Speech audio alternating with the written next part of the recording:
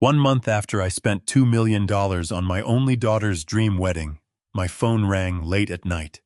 It was the wedding photographer. His voice was shaking so hard he could barely breathe. "Sir," he whispered, "I was editing the high-resolution files from the groom's suite. I noticed something terrible. You need to come to my studio right now. And whatever you do, do not tell your daughter." When he zoomed in on the reflection of a silver champagne platter, what I saw did not just break my heart. It destroyed my entire reality. I am William Gallagher, and somehow still processing the ultimate betrayal by the only family I had left.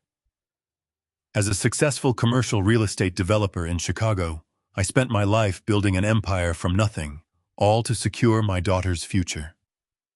Before I continue this story, let me know where you are watching from in the comments below. Hit like and subscribe if you have ever had to stand up to family who underestimated your worth and plotted behind your back. Growing up on the south side of Chicago meant I had to fight for every single meal. When my wife Sarah passed away 15 years ago, our daughter Natalie became my entire world. My sprawling estate, the trust funds, the luxury cars. Every brick I laid and every building I acquired was for her. I wanted to give her the life of privilege I never had. Perhaps that was my first mistake. When she brought home Jason Crawford, a 32-year-old charismatic tech startup founder with a polished smile and a perfect suit, I wanted to believe he was the right man for her. He looked me in the eye. He shook my hand firmly. He called me sir. He played the part flawlessly. I spared no expense for their wedding. It was a lavish $2 million affair at one of the most exclusive venues in the city. As my ultimate wedding gift to them, I had my lawyers draft a family trust agreement. It transferred a significant portion of my $50 million real estate holding company into a shared management portfolio. I handed them the keys to the kingdom. I remember walking into the groom's suite an hour before the ceremony. Jason was fixing his tie. I handed him the red leather binder containing the trust documents. I signed it right there, patted him on the shoulder, and welcomed him to the family. Exactly 1 month later, that memory would become my worst nightmare. It was a Tuesday night. The rain was coming down in sheets, beating aggressively against the windows of my study. At 9 o'clock exactly, my cell phone vibrated on the desk. The caller ID showed Thomas Russo, the elite photographer I had hired for the wedding. I answered, expecting a routine update about the wedding albums. Instead, I heard a man struggling to catch his breath. "Mr. Gallagher," Thomas said, his voice dropping to a frantic, terrified whisper. "I am so sorry to call you this late, but you need to come to my studio right away." I asked him what was wrong. I asked if there was a problem with the payment or the photos. "It is not about the photos," he stammered. "Well, it is about a photo. I was editing the raw, high-resolution images from the groom's suite. Mr. Gallagher, just something terrible. I need you to see this with your own eyes. And please, whatever you do, do not say a word to your daughter or your son-in-law." A cold shiver ran down my spine. The tone of his voice was not a sales pitch or a technical complaint. It was pure, unadulterated dread. I grabbed my coat, started my car, and drove through the pouring Chicago rain. The windshield wipers worked frantically, but my mind was spinning faster. What could a photographer have possibly captured that was so terrible an affair? A moment of pre-wedding cold feet, I prepared myself for heartbreak, but nothing could have prepared me for the truth. When I arrived at the studio, the lights were dim. Thomas was pacing nervously behind his large desk, illuminated only by the glow of his massive computer monitors. He looked pale. He did not offer me coffee or pleasantries. He simply pulled up a chair for me and pointed at the screen. "I took this shot by accident," Thomas explained, his hand trembling as he gripped the mouse. "I was testing the lighting in the groom's suite while Jason was alone right after you left the room. The camera was set to maximum resolution. I was focusing on the champagne glasses on the table, but the lens caught the mirror behind him." Thomas clicked the mouse. The image zoomed in. Look at the silver champagne platter on the table, he said. He zoomed in again. 100%. 200%. 400%. The pixels sharpened into a crystal-clear reflection.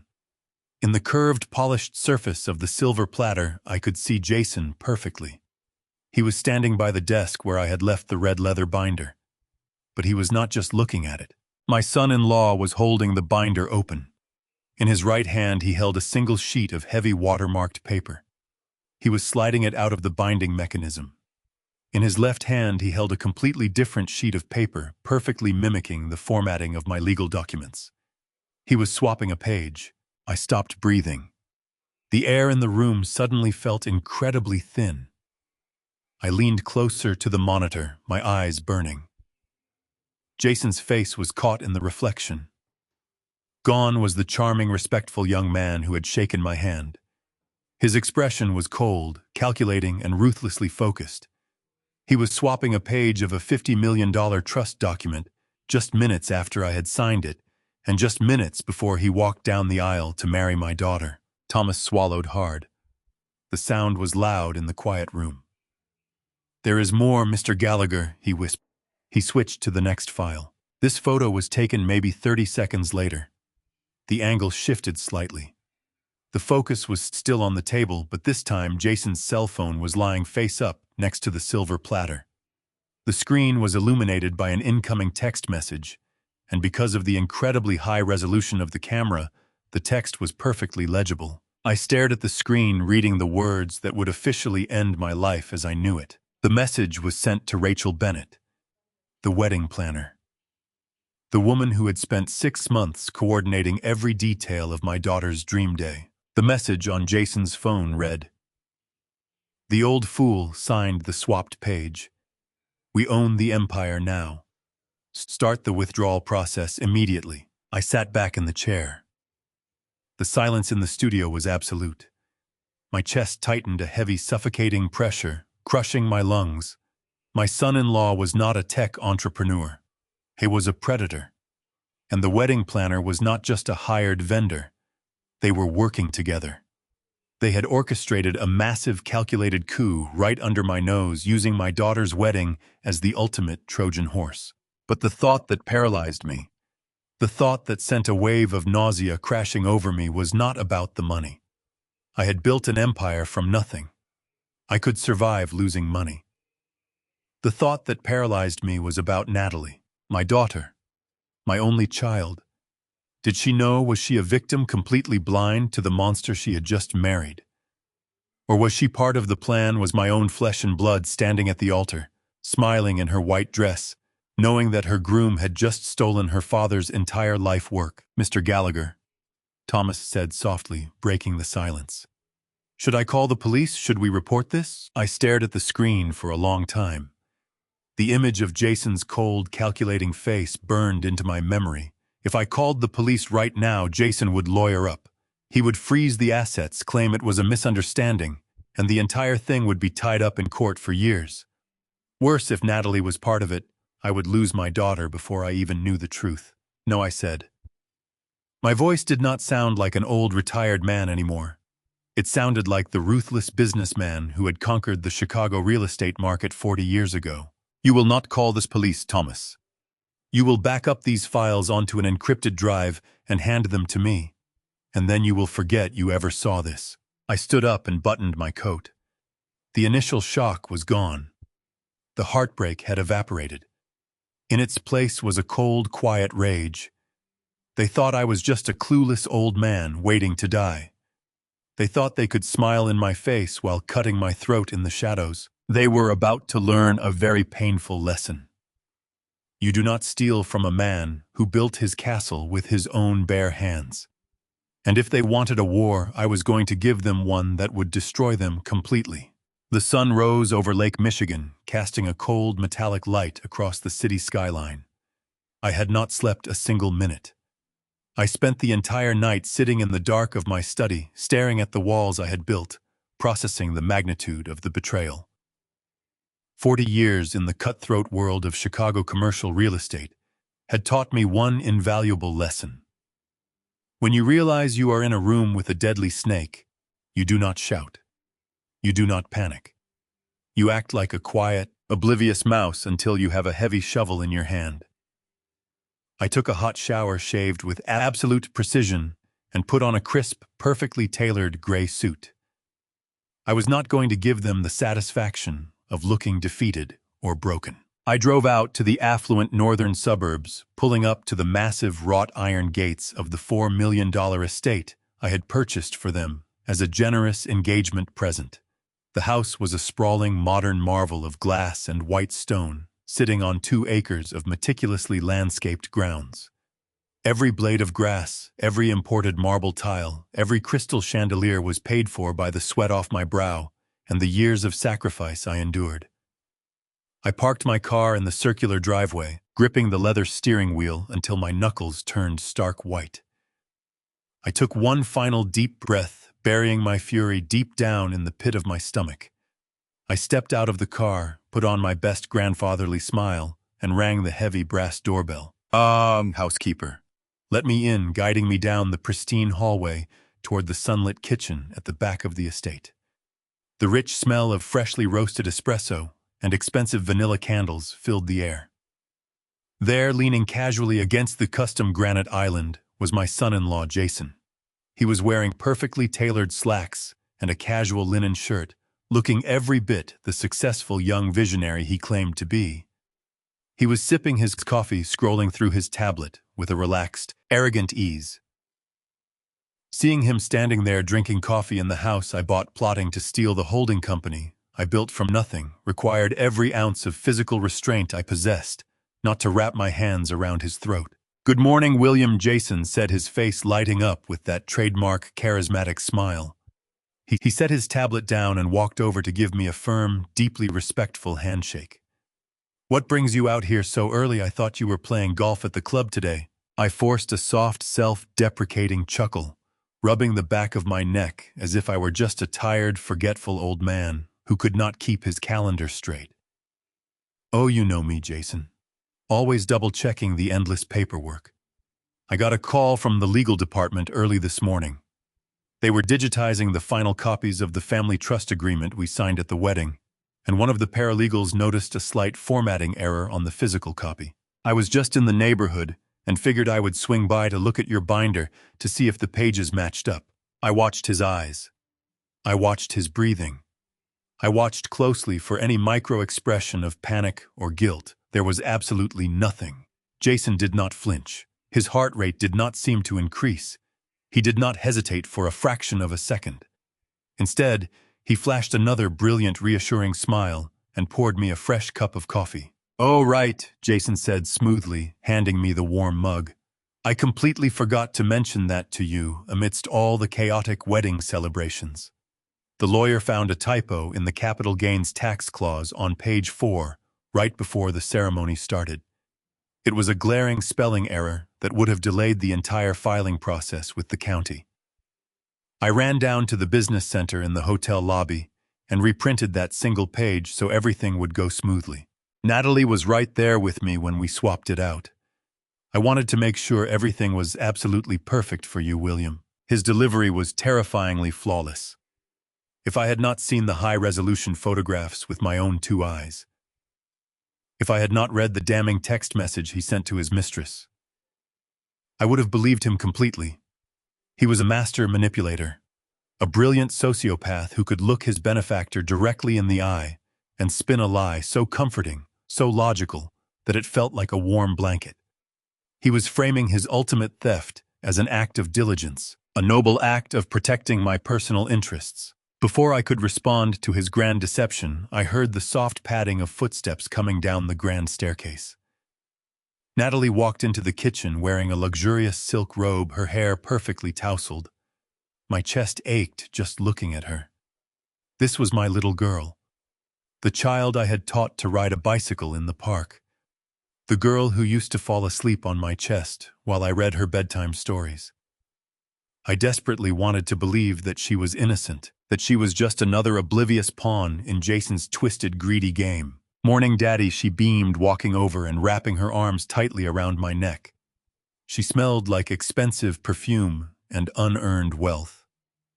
She walked over to Jason, kissed him softly on the cheek, and leaned against his shoulder in a sickening display of perfect domestic bliss. "What are you two talking about so early in the morning?" she asked, taking a casual sip from Jason's coffee mug. Jason smiled down at her, wrapping his arm protectively around her waist. "William was just asking about the reprinted page in the trust documents from the wedding day. I was explaining how we had to fix that tax clause typo at the very last minute." Natalie nodded, her reaction perfectly in sync with his. She looked at me with an expression of mild annoyance, rolling her eyes playfully. "Yeah, Dad, it was just a stupid spelling error. You really need to stop micromanaging every little detail of the business. You gave us the trust so you could finally relax and enjoy your retirement. Jason is taking over the heavy lifting for you now. You should be happy he caught the mistake before it went to the county registry." I smiled. I nodded slowly. I even reached out and squeezed her shoulder affectionately. But deep inside, a cold, dark void opened up beneath my feet, swallowing everything I thought I knew about my family. Natalie's voice was entirely too smooth.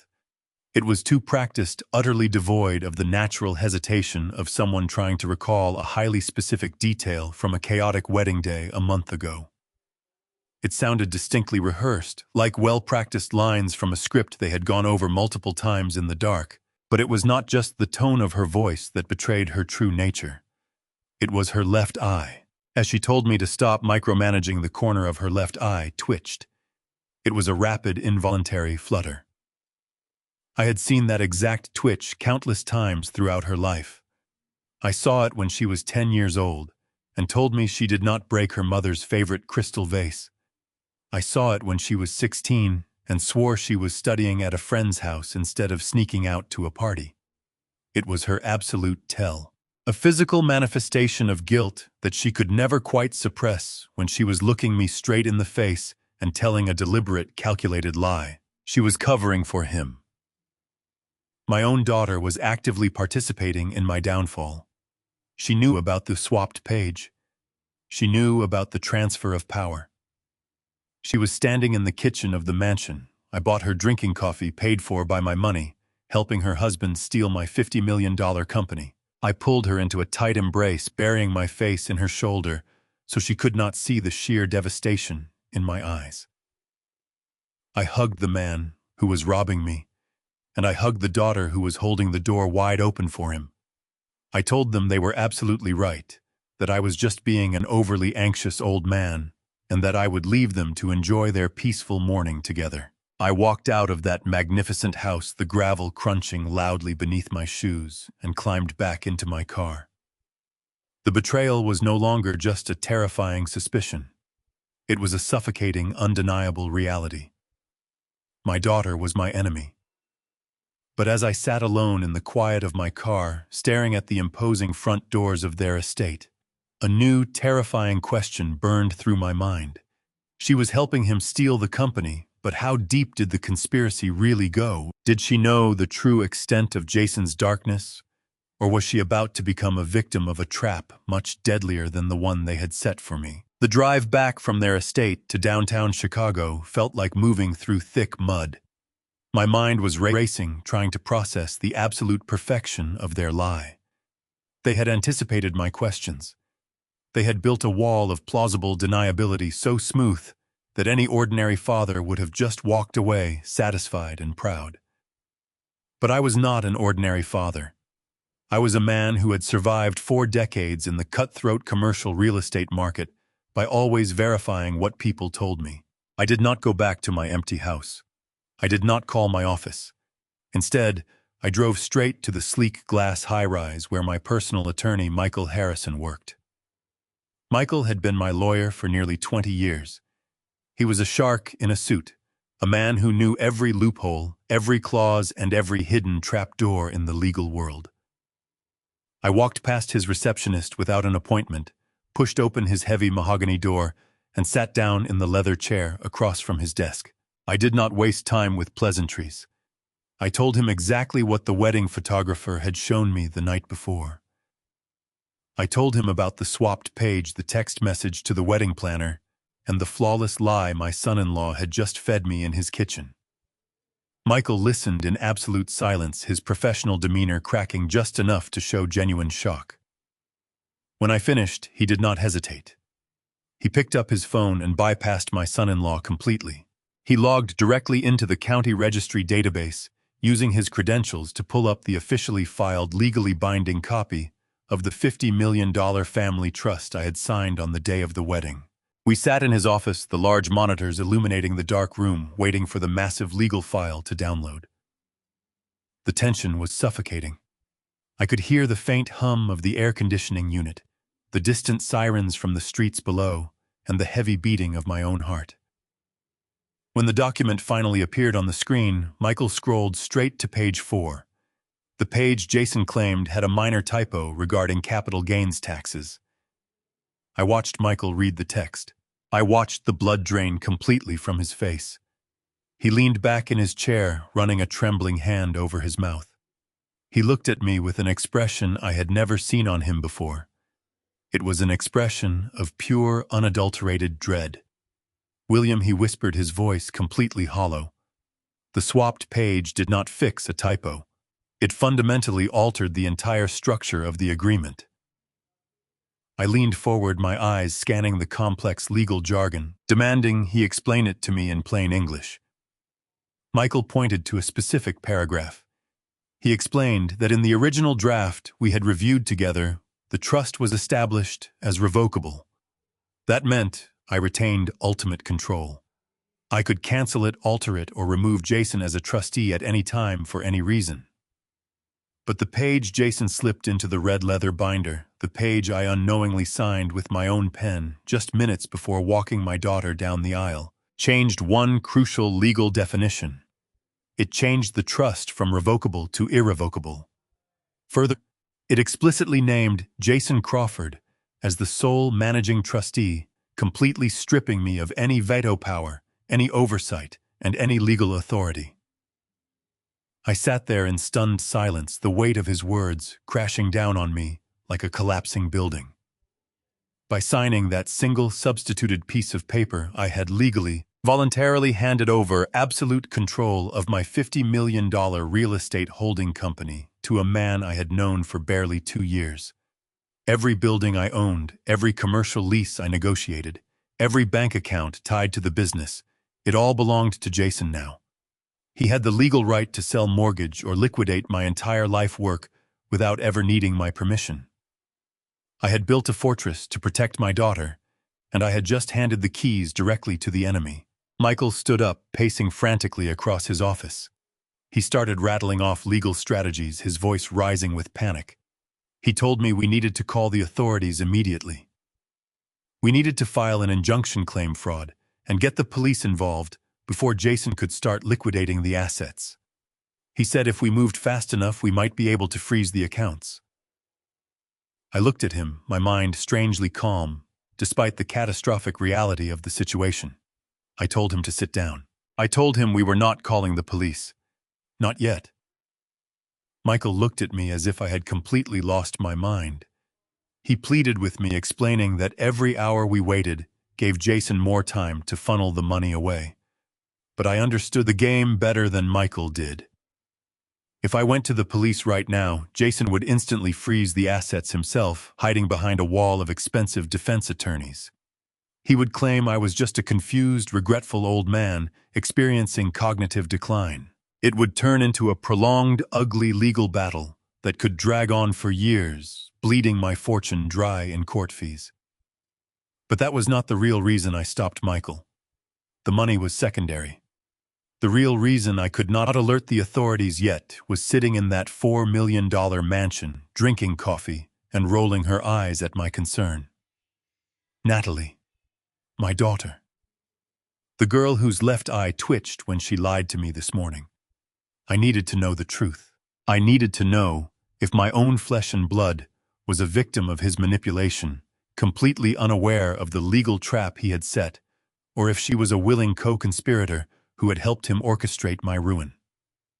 I could not tear my family apart publicly until I knew exactly who the enemy was. I told Michael to monitor the accounts, silently doing nothing to tip Jason off.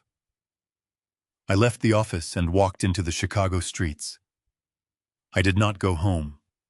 Instead, I drove to an antique shop in the historic district. I spent $2,000 on a heavy vintage bronze desk clock. I then drove to an electronics store and purchased a voice-activated audio bug. I embedded the device deep inside the casing, placed it in a velvet box, and drove back to their estate the next morning. I handed the box to Jason, telling him I had seen it and thought it would look perfect on the mahogany desk in his new home office. I told him it was a small token of my appreciation for him taking over the heavy lifting of the business. He accepted the gift with that same charming, deceptive smile, completely unaware that he had just carried a deadly spy directly into his most private sanctuary. The trap was set. Now all I had to do was wait in the shadows and listen. I just prayed my daughter's voice would not be the one that broke my heart. For 3 agonizing days, I sat alone in the echoing silence of my empty house. The sprawling estate I had built with my late wife, Sarah, suddenly felt like a mausoleum. I played the role of the tired, retiring old man perfectly. I called them every afternoon just to chat about the changing Chicago weather or to ask mundane questions about the garden. Every time Natalie would answer with a sweet musical voice assuring me they were taking care of everything. On the 4th night, the secure cloud server connected to the bronze desk clock notified me that a large audio file was ready for download. I poured myself a glass of bourbon, my hand remarkably steady, and pressed play. The recording was crystal clear. I could hear the clinking of wine glasses and the soft jazz playing in Jason's home office. Then I heard the voice of the child I had protected my entire life. "How much longer do we have to pretend?" Natalie asked, her tone dripping with exhaustion and annoyance. "He called me twice today. He is becoming so incredibly clingy and paranoid." I took a slow sip of my drink, staring into the dark room. Jason's voice replied, smooth and entirely devoid of emotion. "Just a few more weeks. Once Dr. Evans evaluates him and officially declares him mentally unfit due to rapid cognitive decline, I will have total, unquestioned authority. Then we sell the entire downtown commercial portfolio to the highest bidder and liquidate the accounts." I waited for my daughter to defend me. I waited for her to hesitate to show even a fraction of a second of guilt for the man who had given her everything. Instead, she laughed. It was a cold, sharp sound that I did not recognize. "Good," she said.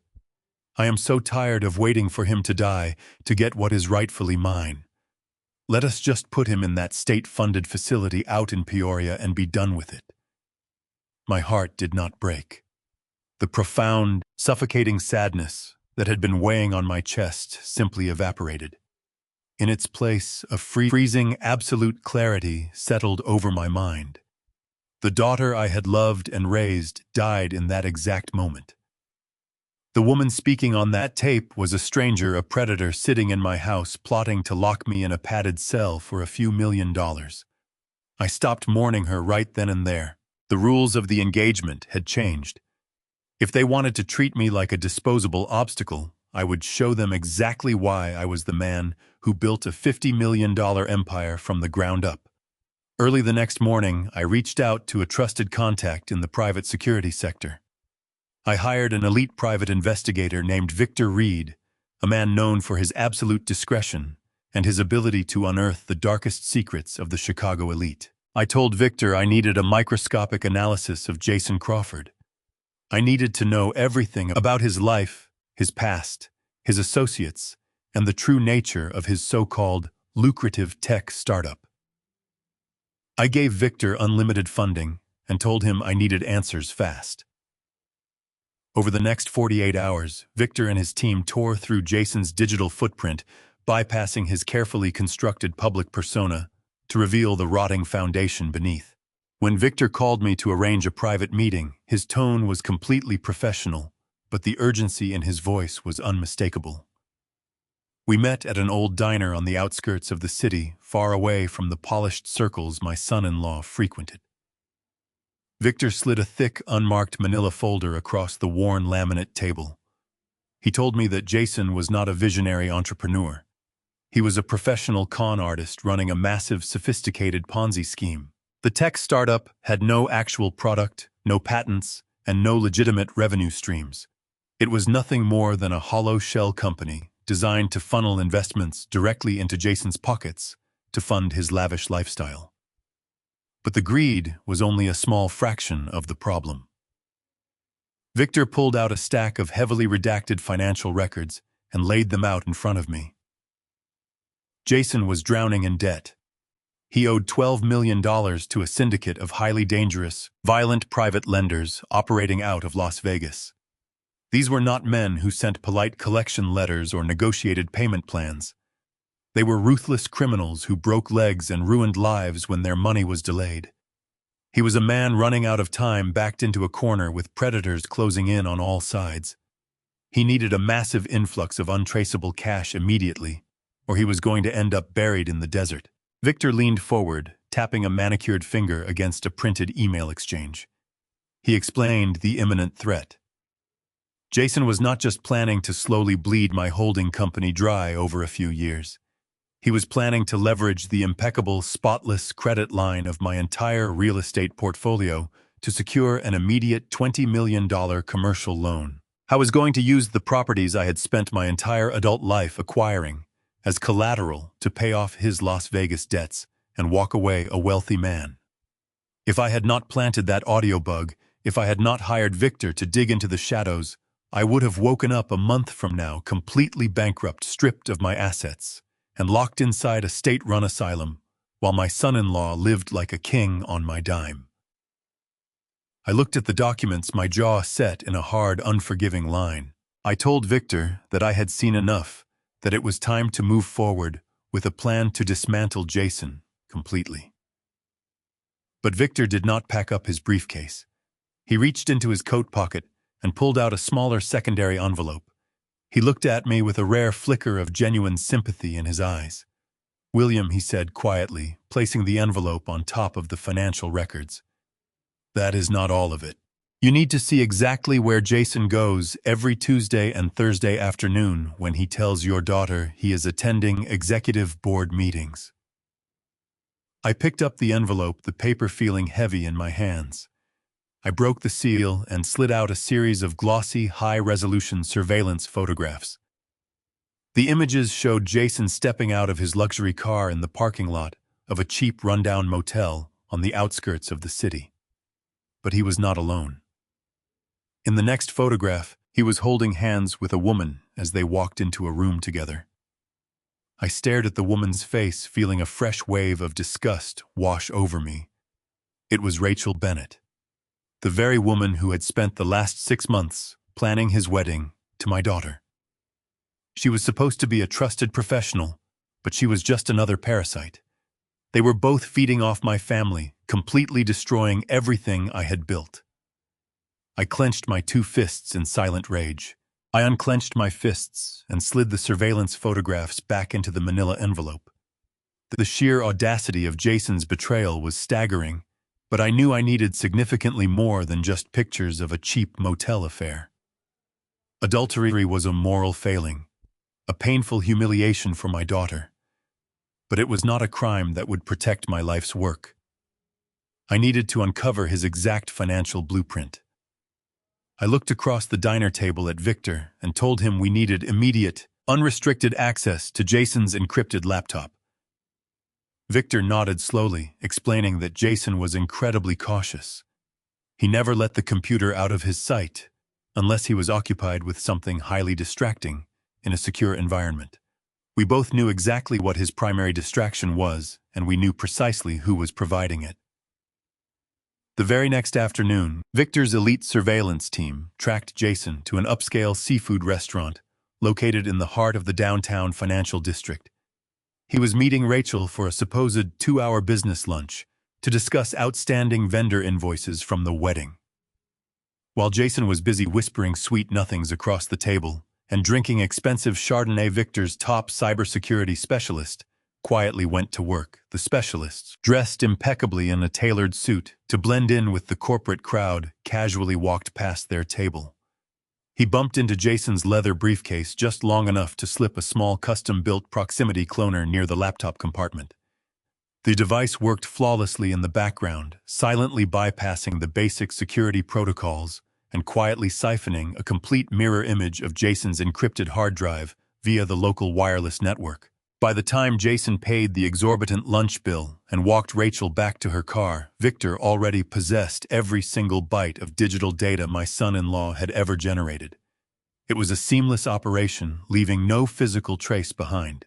That evening, Victor brought the decrypted hard drive directly to my house.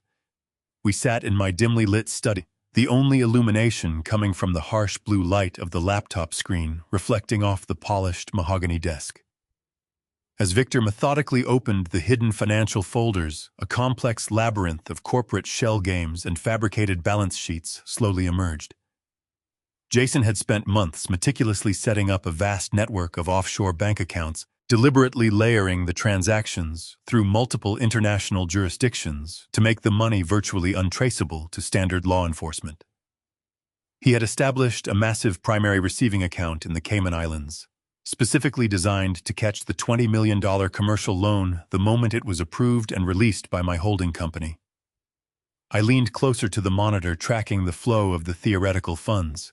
But as Victor pulled up the final ownership documents and the authorized signature cards for that specific offshore account, my blood ran absolutely cold.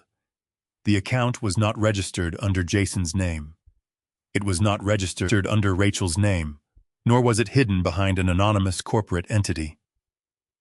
The primary beneficiary, the sole legal owner of the Cayman account, holding the fraudulent corporate framework, was my daughter, Natalie. I stared at her name on the glowing screen, a profound sense of confusion violently warring with my rising fury. Why would a man who was actively planning to steal a massive fortune and run away with his mistress put the stolen funds entirely under his wife's legal name?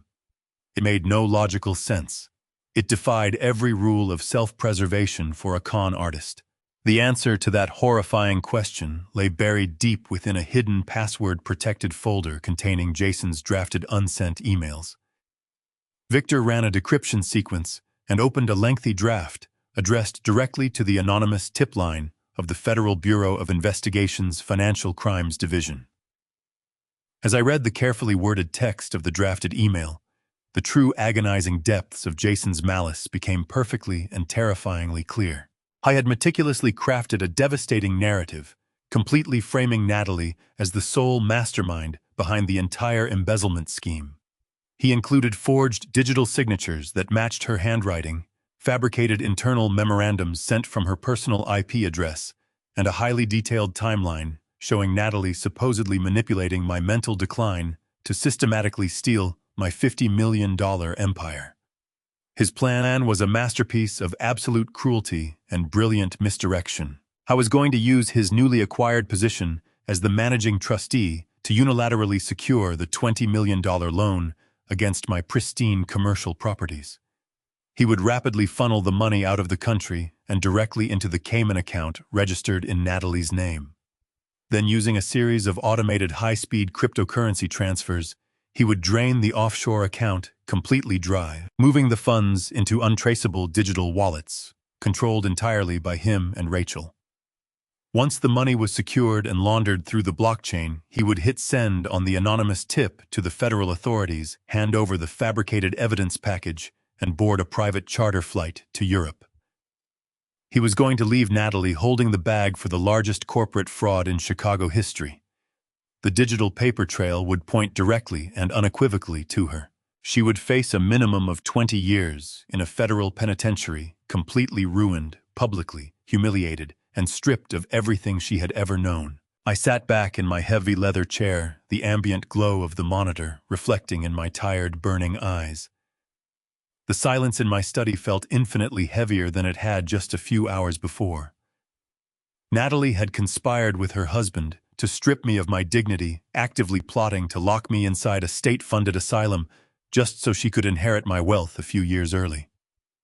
She had eagerly betrayed my lifelong love, my endless sacrifices, and my unwavering protection for the sake of simple, arrogant greed. But Jason was planning to utterly destroy her existence. He was going to throw her directly to the federal wolves, while he escaped to a tropical paradise with the woman who planned her wedding. I stared at the drafted email on the screen, my mind calculating the brutal reality of the chessboard in front of me. The sheer maliciousness of his scheme was breathtaking. He had weaponized her own entitlement against her, using her blind trust to construct a flawless legal cage. She was completely oblivious to the ticking time bomb hidden beneath her perfect, wealthy lifestyle. Natalie had chosen her side, but she had blindly allied herself with a ruthless monster who was quietly preparing to slaughter her for his own gain. Now sitting alone in the dark ruins of my family, holding the absolute power to stop a catastrophic disaster, I had to make the single hardest decision of my entire life. Do I step into the direct line of fire to save the ungrateful daughter who actively plotted to destroy my life? Or do I sit back in the comfortable shadows and let the ruthless predators finally devour each other? If I intervened, I would be protecting the very person who wanted to lock me away. If I did nothing, I would be signing her death warrant. The choice was truly agonizing. The agonizing weight of that choice kept me awake for 3 nights. I wrestled with the ultimate betrayal, deciding if the daughter plotting my ruin deserved rescuing. But before I reached a conclusion, a new immediate threat manifested. Over the past 2 weeks, Natalie developed a deeply unusual routine. Every single morning around 8 o'clock, she arrived at my house unannounced. She claimed she wanted to spend quality time with her aging father. She walked into my kitchen, pushed the housekeeper aside, and insisted on brewing my coffee herself. She used a specific dark roast blend she bought as a gift, brewing it meticulously. I thought she was monitoring my mental state, waiting for me to break down so they could call their corrupt doctor. The reality was far more sinister. Every time I drank her coffee, I spent the day trapped in a terrifying fog. The physical toll was severe.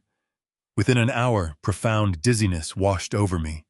My vision blurred, and crushing exhaustion pulled me into my armchair. I forgot basic words, lost my train of thought, and struggled to maintain balance walking down the hallway. I initially attributed the symptoms to the overwhelming stress of discovering my family's betrayal. I thought lack of sleep and adrenaline were taking a physical toll on my 70-year-old body. But one Tuesday morning, as Natalie handed me a steaming mug with a forced smile, my blood ran cold. She did not just hand me the drink and walk away. She lingered. She leaned against the granite island, watching me intently. Her eyes tracked the mug as I brought it to my lips. She waited until I took 3 deliberate swallows before finally relaxing, checking her watch and announcing a Pilates class. The moment she pulled out of the driveway, I rushed to the kitchen sink and spat out the bitter liquid. My survival instincts immediately took over. I found a sterilized glass vial in my late wife's old medical supplies and carefully poured the remaining contents of the coffee mug into it. I sealed the vial tightly, slid it into my coat pocket, and drove straight to an independent private toxicology laboratory on the other side of the city. I paid them exactly $3,000 in cash for an expedited comprehensive chemical analysis. I demanded they screen the liquid for every known heavy metal, narcotic, and synthetic compound. For 24 agonizing hours, I waited for the results. I brewed my own coffee in secret and poured Natalie's tainted concoctions straight down the drain. The change in my physical condition was immediate and absolute. Without her daily brew, the mental fog lifted completely. My balance returned, my mind sharpened, and the crushing exhaustion vanished entirely. I was not deteriorating naturally. I was actually being systematically poisoned. The following afternoon, the lead toxicologist from the private laboratory called me on a secure line. His voice was incredibly grave, stripped of any professional detachment. He asked me if I had ingested the liquid I brought in. I told him I had consumed small amounts over the past 2 weeks, but had recently stopped. He let out a heavy sigh of relief and told me I was incredibly lucky to be standing upright. The laboratory results were absolutely terrifying. The coffee was heavily laced with a lethal, highly concentrated cocktail of powerful industrial sedatives and severe blood pressure suppressants. The toxicologist explained the horrific mechanics of the chemical mixture in excruciating detail. The sedatives were specifically chosen to induce profound lethargy, severe memory loss, and slurred speech, perfectly mimicking the devastating late-stage symptoms of rapid-onset dementia.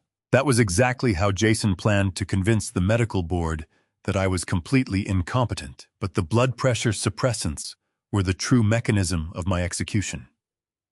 The doctor warned me that administering those specific suppressants to a man of my age, especially one without pre-existing hypertension, would cause my blood pressure to drop to dangerously low levels. If I continued drinking that laced coffee every morning for another week, my heart would inevitably struggle to pump enough oxygen to my brain. I would suffer a massive, catastrophic, and ultimately fatal stroke. It would look exactly like a tragic natural death caused by advanced age and failing health. There would be no police investigation, no autopsy, and no questions asked. Jason was not just waiting for me to be declared legally incompetent. He was actively, methodically trying to murder me in my own home. The realization that my own daughter had been standing in my kitchen, smiling warmly while handing me a cup of lethal poison, nearly broke my resolve entirely. I felt a sickening wave of physical nausea rush over my body. How could she look into the eyes of the man who raised her and feed him a deadly chemical cocktail? I had to know the truth. I immediately logged into the secure cloud server and frantically sifted through the archived audio files from the bronze desk clock I planted in Jason's home office. I searched for any conversation taking place in the early morning hours right before Natalie drove over to my estate. After hours of listening to mundane arguments and business calls, I finally found a recording from the previous week. I turned the volume up, pressing my ear close to the speaker. I heard the distinct sound of a small glass bottle being unscrewed. Then Jason's smooth, manipulative voice filled the room. "Make sure you put exactly 5 drops of this in his coffee every morning, Natalie," he instructed gently. Natalie's voice responded, sounding hesitant. "Are you sure these are safe? He has been looking so tired lately." Jason sighed softly, playing the concerned son-in-law flawlessly. "I spoke to a private, holistic specialist, sweetheart. These are special, highly concentrated vitamin drops, specifically designed to support cardiovascular health in senior citizens. They will help strengthen his heart and improve his circulation. He just needs a little time to adjust to the dosage. Please just do it for him. He needs us to take care of his health right now." I heard the rustle of clothing as she took the bottle from him. "Okay," she whispered softly. "I will make sure he drinks it all. I just want him to be healthy." I stopped the recording and sat back in my chair, the silence of my study pressing heavily against my eardrums. A profound, overwhelming sense of relief mixed violently with a blinding, apocalyptic rage. Natalie did not know about the poison. She was vain, incredibly greedy, and perfectly willing to lock me away in an asylum to secure her inheritance. But she was not a murderer. Jason had manipulated her blind trust, weaponizing her own hands to carry out his gruesome execution. He was actively setting her up to take the ultimate fall for the premeditated murder of her own father. While she rotted in a federal prison, he would be sipping champagne in Europe with Rachel. The time for silent observation was officially over. I was going to systematically dismantle his entire miserable existence and completely bury him under his very own monstrous ambition. I did not confront them. I did not storm into their sprawling estate and demand answers. I did not throw the poisoned coffee in the face of my daughter or wrap my hands around the throat of Jason. As a man who had spent 4 decades navigating the brutal landscape of commercial real estate, I knew that anger was a luxury I could not currently afford. I needed cold, calculated precision. I needed to construct a financial guillotine, so perfectly engineered that they would not even feel the blade drop until their heads were already rolling on the floor. Early the next morning, I drove downtown to a highly secure private conference room at my primary banking institution. I had arranged an emergency meeting with Michael, my personal attorney, and Richard Sterling, the chief executive officer of the bank.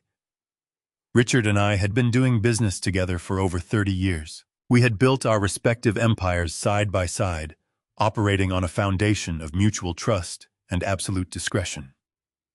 When I walked into that boardroom and laid out the forensic evidence regarding the massive fraud, including the falsified trust documents and the offshore accounts, Richard turned completely to stone. He immediately offered to freeze every single corporate account linked to Gallagher Holdings. He told me he could have the federal authorities storming the office within the hour. I raised my hand and told him to stop. I explained that freezing the accounts would only trigger a massive legal blockade. Jason would use the remaining funds in his hidden personal accounts to hire a legion of defense attorneys tying up my life work in litigation for years. I told Richard and Michael that I did not just want to stop Jason. I wanted to financially obliterate him. I wanted to lock him inside the exact same legal cage he had so meticulously built for my daughter. I turned to Michael and asked him to pull up the original articles of incorporation for Gallagher Holdings. The foundational documents I had drafted 40 years ago when I first started the company. Deep within those original documents, buried under decades of legal amendments, was an obscure corporate dissolution clause. Because I was the sole original founder, and because Jason had not yet fully executed his complete financial takeover by transferring the primary banking authorizations, I still retained a small, invisible window of absolute executive authority. I instructed Michael to quietly trigger that dissolution clause. We immediately initiated a massive covert restructuring of my entire empire. Over the next 48 hours, operating entirely behind closed doors, we systematically stripped Gallagher Holdings down to the bare studs. I transferred every single valuable asset into a newly formed, heavily guarded blind trust. I moved the deeds to the downtown high-rises, the lucrative commercial leases, the undeveloped land parcels, and every single cent of liquid cash out of the original company. We rerouted everything into a completely new, impenetrable legal entity that I controlled exclusively. Jason had swapped the page in the family trust to gain control of Gallagher Holdings, but he had absolutely no idea that Gallagher Holdings was rapidly becoming a ghost ship. However, simply emptying the company was not enough to satisfy the wrath burning inside my chest. Leaving Jason with nothing was a punishment, but handing him his own destruction was justice. I owned a separate, highly toxic subsidiary company that I had acquired during the financial crash a decade ago. It was a completely bankrupt commercial venture holding $15 million in severely defaulted high-interest debt. I had been slowly paying it down over the years just to keep the creditors at bay. I looked at Michael and instructed him to perform one final devastating maneuver. I told him to legally merge that bankrupt subsidiary directly into the empty shell of Gallagher Holdings. We transferred the entire $15 million toxic debt load straight onto the balance sheets of the company Jason now controlled. Michael worked tirelessly through the night, filing the expedited paperwork through private channels to ensure the automated monitoring software would not detect the massive structural changes. We buried the debt transfer under layers of complex corporate jargon, hiding the poison pill deep inside the very company Jason thought was his golden ticket. The sheer brilliance of the trap lay in the specific wording of the altered trust document Jason had forged. When he swapped that page to make the trust irrevocable, he legally declared himself the sole managing trustee. In his arrogant haste to ensure I could never challenge his authority, he had specifically included a clause accepting sole absolute responsibility for all corporate liabilities. He thought he was locking me out of the profits, but he had inadvertently tied his own neck directly to the anchor. By the time the sun rose on the third day, the trap was perfectly set and completely inescapable. The transformation was absolute. Jason Crawford thought he was the undisputed king of a $50 million real estate empire. I thought he was just days away from securing a massive commercial loan to pay off his violent Las Vegas lenders. He thought he was going to funnel the money through the name of my daughter, frame her for federal embezzlement, and escape to Europe with his mistress. In reality, he now legally owned an entirely worthless, hollowed-out shell of a company. There were no buildings. There were no cash reserves. There was absolutely nothing left to borrow against. Instead of a $50 million gold mine, my treacherous son-in-law was now the sole legally responsible owner of $15 million in toxic failing commercial debt. He owed that massive sum of money directly to my primary bank, and because of his own forged signature, boldly taking sole legal responsibility. The protective corporate veil was entirely pierced, exposing him completely. If he defaulted, which he inevitably would, the bank had the immediate legal right to swiftly seize his hidden personal assets, his imported luxury sports cars, his secret offshore accounts, and the magnificent $4 million stone mansion I had so generously allowed him to live in with my daughter. He had spent 6 grueling months meticulously planning to steal my lifelong fortune, frame his wife for the devastating crime, and ultimately murder me in cold blood with a daily cup of poisoned coffee. Now, he was walking completely blind into a financial slaughterhouse. I sat back in my heavy leather chair inside the secure bank boardroom, staring at the finalized documents stacked neatly on the mahogany table. The plan was flawless. I gathered the paperwork, placed it inside my briefcase, and walked out into the busy Chicago streets. I took a deep breath of the cold Chicago morning air, feeling a profound, electrifying sense of anticipation settling over my weary bones. Every single one of the critical game pieces were now perfectly and permanently positioned on the vast board. The checkmate was locked in. All I had to do now was patiently play the role of the frail, dying old man one last time and hand him the black pen to sign his own spectacular financial execution. The morning arrived with heavy rain beating against the windows. I stood before the hallway mirror, staring at my reflection. For my entire life, I wore custom-tailored suits projecting absolute strength and authority. Today, I needed to project the exact opposite. I wore an oversized cardigan that made my frame look withered and frail. I messed up my hair. I practiced a slow shuffle across the hardwood floor, slumping my shoulders to mimic the devastating toll of cognitive decline. I needed to give my treacherous son-in-law exactly what he wanted. A broken old man incapable of protecting his empire. At 10 o'clock, the doorbell echoed through the house. I sent my housekeeper home early, ensuring there would be no witnesses to the performance I was about to deliver.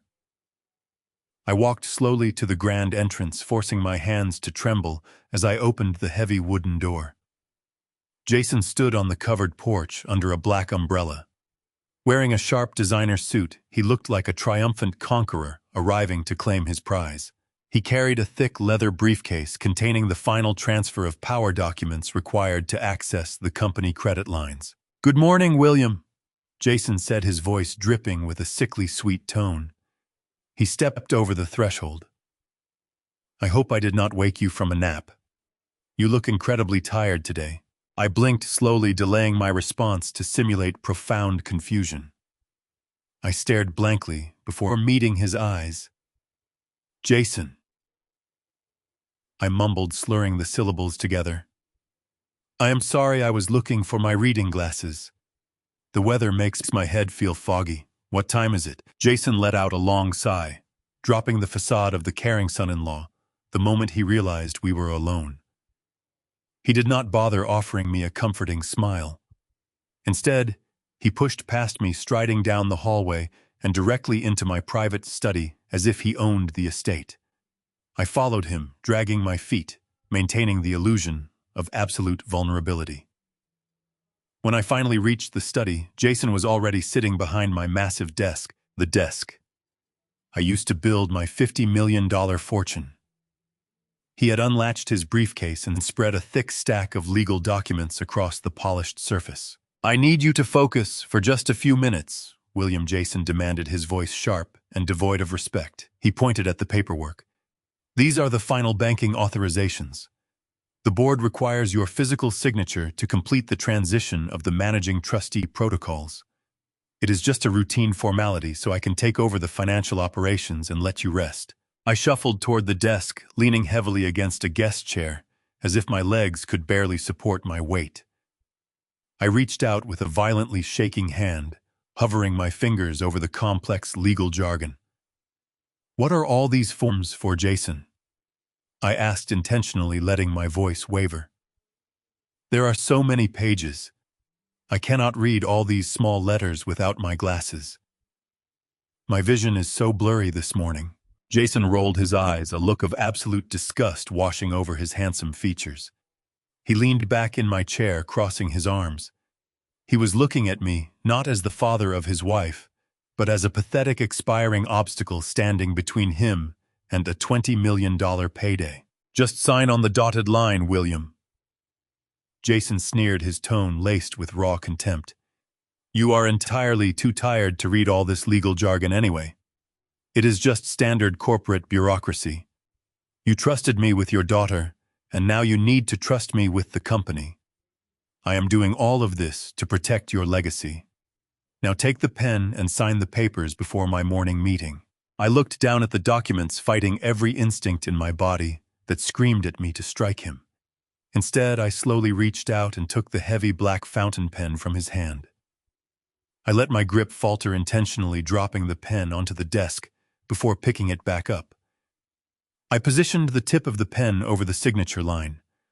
I looked up at Jason one last time, projecting an image of helpless surrender. Then, with a violently shaking hand, I scrawled my signature across the bottom of the page. I repeated the agonizing performance across 5 different documents. With every shaky loop and jagged line, I drew a massive, triumphant smile spread across Jason's face. He watched my trembling hand, like a wolf watching a wounded deer collapse in the snow. He was utterly convinced that he had won. He believed he was stealing my life work, securing the ultimate financial leverage he needed to save himself from his violent creditors in Las Vegas. He had no idea that he was actually signing his own financial death warrant. He did not know that the company he was so desperately taking control of was now a hollow shell. He did not know that by accepting sole legal responsibility, he was personally anchoring himself to $15 million of toxic, inescapable commercial debt. As I finished the final signature, I was secretly smiling inside, a dark, satisfying joy blooming deep within my chest. Jason immediately snatched the documents off the desk the moment my pen lifted from the paper. He did not bother thanking me. He did not ask how I was feeling or offer to help me to my bedroom. He quickly shoved the finalized paperwork into his briefcase, snapping the brass locks shut with a loud, resounding click. His eyes were gleaming with the manic anticipation of a $20 million payday. "I will handle everything from here," William, Jason said, his voice practically vibrating with excitement. He grabbed his umbrella and marched out of the study without looking back. I stood perfectly still, dropping the frail act the second he turned the corner. I walked silently to the large bay window overlooking the circular driveway. I stood behind the velvet curtains, watching him walk toward his sports car. Before he even opened the door, he pulled his cell phone from his pocket and pressed it to his ear. Thanks to the high-definition directional microphone I installed on the front porch security camera yesterday, his voice was piped directly into the wireless earpiece I slipped into my right ear. "It is done, babe," Jason said, a cruel, victorious laugh escaping his lips. The old man is a complete vegetable. He could barely hold the pen to sign his own name. "I have the documents in my hand right now. I am initiating the wire transfer to the Cayman account tomorrow morning, the moment the bank opens. Pack your bags for Paris. We are finally leaving this miserable family behind." He ended the call, tossed his briefcase into the passenger seat, and drove away, the tires kicking up wet gravel as he sped toward his own absolute destruction. I stood silently by the glass window, watching his red taillights slowly disappear into the pouring rain. The metal trap I designed had successfully and permanently snapped completely shut. I woke up the next morning before the sun even crested the horizon. I brewed a strong pot of black coffee and sat at my kitchen island with my laptop open. I was logged into a secure portal provided by Richard Sterling at the bank. It allowed me to monitor the internal traffic of the now hollowed-out shell of Gallagher Holdings. At exactly 9 o'clock in the morning, the system registered a massive ping. Jason had logged into the corporate accounts using his newly authorized managing trustee credentials. I watched the screen with bated breath as he navigated to the commercial credit line. He initiated a $20 million wire transfer, routing the funds out of the bank and directing them toward the offshore Cayman account registered under Natalie's name. A small green confirmation box flashed on my screen. The transfer request was officially pending. It would be flagged intercepted and frozen by the federal authorities within hours. But Jason did not know that. He believed he had just stolen $20 million. He believed he was a free man. I picked up my cell phone and dialed my daughter's number. She answered on the second ring, her voice dripping with that same fabricated sweetness she had used for the past month. I did not use the slurred, exhausted voice I had put on the day before. Instead, I sat up straight and spoke with a clear, vibrant, and rejuvenated energy. I told her that I had woken up feeling absolutely wonderful. I said that signing those final documents felt like a massive weight had been lifted from my shoulders, and that I was finally ready to embrace my retirement. I could hear the surprise in her voice, but she quickly masked it, telling me she was so happy for me. I told her I wanted to celebrate. I invited her and Jason to join me for dinner that evening at the most exclusive 5-star French restaurant in downtown Chicago. I told them I wanted to formally toast to my official retirement and physically hand over the keys to the kingdom. Jason, who was clearly listening on speakerphone, chimed in immediately. He enthusiastically accepted the invitation, his voice practically singing with arrogant victory. The restaurant was a masterpiece of classic Chicago elegance. It featured towering crystal chandeliers, dark mahogany paneling, and massive floor-to-ceiling windows overlooking the glittering city skyline. I arrived 30 minutes early and requested a private, secluded booth tucked away in the back corner. I placed my heavy leather briefcase on the empty chair beside me and ordered a glass of sparkling water.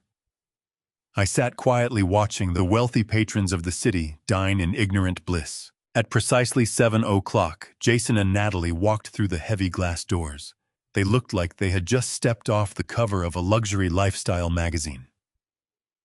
Jason was wearing a brand new bespoke navy suit that probably cost more than my first house. Natalie wore a stunning emerald green silk dress and diamond earrings I had never seen before.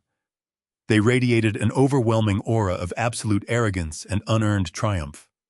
They walked toward my table, their heads held high, completely convinced that they had outsmarted everyone in the room. Jason slid into the leather booth opposite me, his posture completely relaxed. He snapped his fingers at a passing sommelier and immediately ordered a bottle of their most expensive vintage champagne.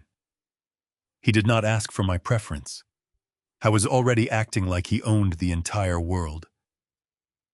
Natalie sat directly beside me, sliding her arm through mine and resting her head gently on my shoulder. She played the role of the perfect, loving daughter flawlessly. She asked me how I was feeling, rubbing my arm with feigned affection. I smiled warmly, looking down at her perfectly manicured hands. I told her I had never felt better in my entire life.